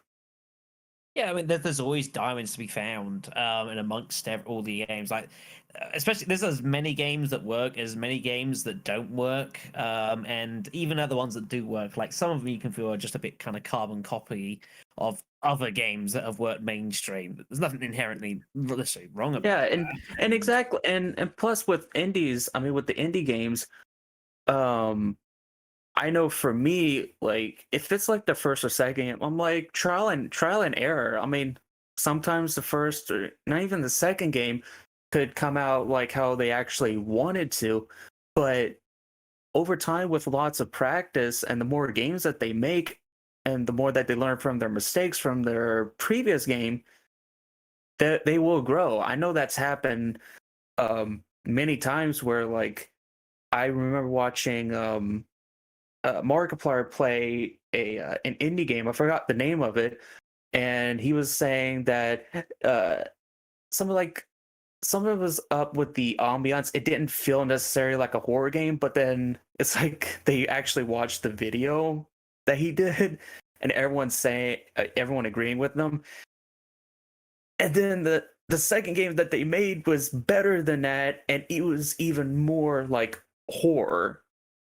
And everyone was going like, yeah, they learned. Yeah, that's definitely the ambiance is there.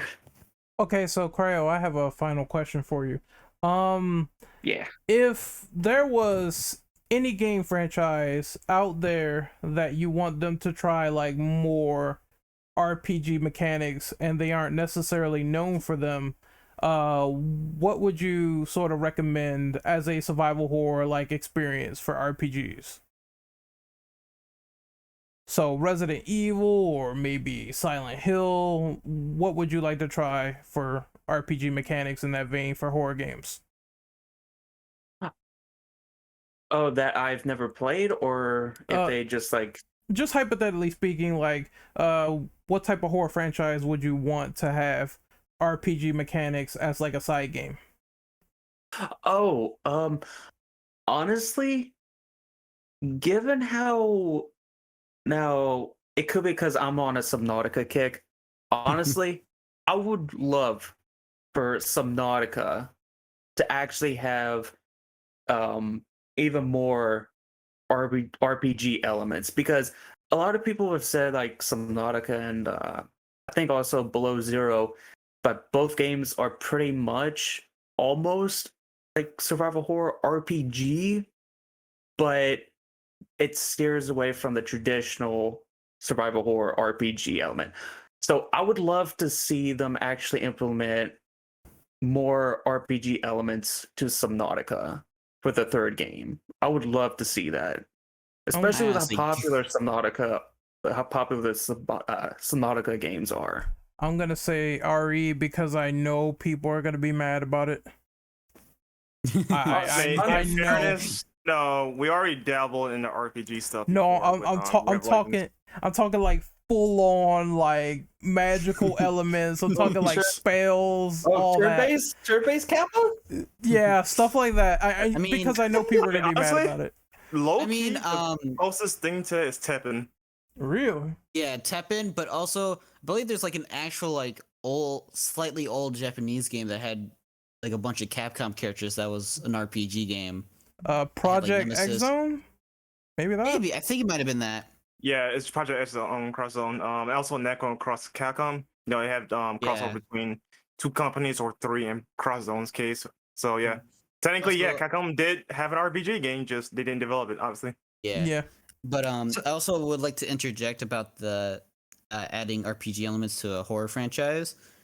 The best one I can honestly think of is Aliens. Xenomorphs. Having an alien RPG survival horror game would be awesome. And I have the tabletop game from my dad, and that's already like really cool from just everything that I've read about it.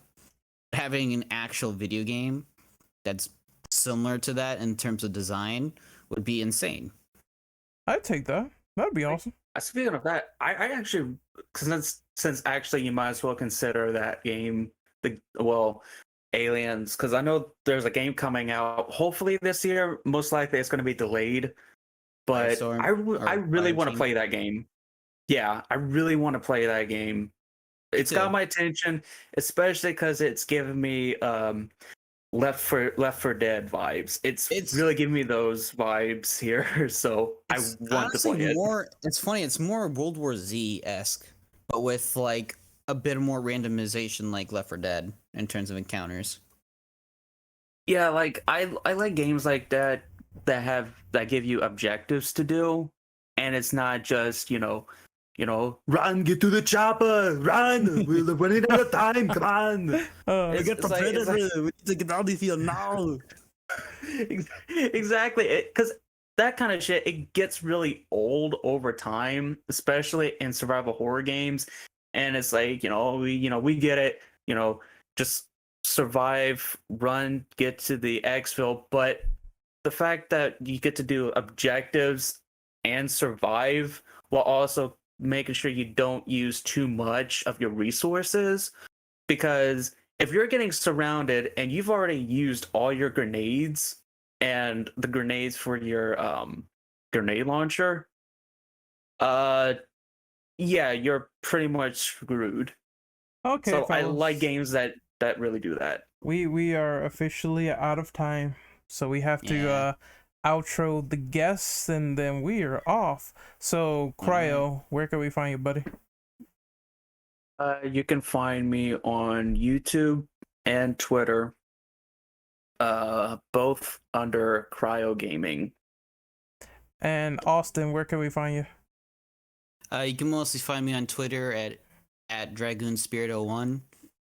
I'm getting there to get my own YouTube channel and streaming when I eventually get my PC, so check out for that. Awesome. So before we finish, I just want to make sure I got one thing correct here. So you're suggesting Resident Evil with fantasy elements, magic, crazy shit. Yes. Yes. Reverse. Let's go, man. Reverse. I don't think we can be friends anymore. Look, this is the only reason I'm suggesting this, because I know everyone disliked that. Even if it's a spinoff, purists are gonna have a heart attack. Like, I know it, and I'm gonna be like, it's just a spin-off game, so it's not really affecting anything. They did what if stories before with Resident Evil, etc. So I'm like, if they do this, I just want to see the reaction, because I know it's going to be a nuclear bomb. It's going to be, and it's going to be the funniest thing ever. You just want to trigger people. Just yeah. I mean, though. Oh, no, his thing though. Oh, sorry. Go ahead. I'm sorry. I'm sorry, but here it is. No, Resident Evil 9. Yeah, you get Rose has a skill tree, and you can start upgrading her mold powers to do other cool shit, like summon molds to help her. Oh, very nice. Oh, she can enhance her guns with her mold powers, making them special. That bullets. sounds like some dark side of shit there. Yeah. Okay. Real quick though, like technically speaking, Ren, like that stuff already exists in the world via crossover games. So like, if they get upset that a non-canon spin-off game goes off the rails, then you know, fuck them. Yeah, I just want it so bad. I know people are gonna lose their mind, but it's gonna be like the best thing ever. Also, my dog has like sneezing problems. Sorry about that, Poochie. But okay, one last thing though. It's not superior, Ren. It's just different. Oh man, that's gonna be a phrase that gets stuck in my head forever, and that guy unfollowed me, so I'm like, I don't know, something's wrong with Resident Evil purists. Maybe I'll discover the problem, maybe I won't, but who knows. You just never satisfy idiots. No. Yeah, you can't, especially when you say like, well, the dodge button in like Resident Evil 3 OG is not that great, but in the remake it's obviously much better, so I don't know. I enjoyed it a lot. Yeah, me too. It's like, it's easier to do. It takes skill too, so it's really good in a sense, and I don't know why people downplay that. Nemesis Infernal Final Fight. Oh no, that's something different. No hands only. Let's go. Blindfolded, yes. All right, but we're gonna close off this podcast. It was fun, and look forward to the Village discussion when we do it later next month. Can't wait. See you people later in YouTube land. Yep. Peace. That's us for now. Yeah.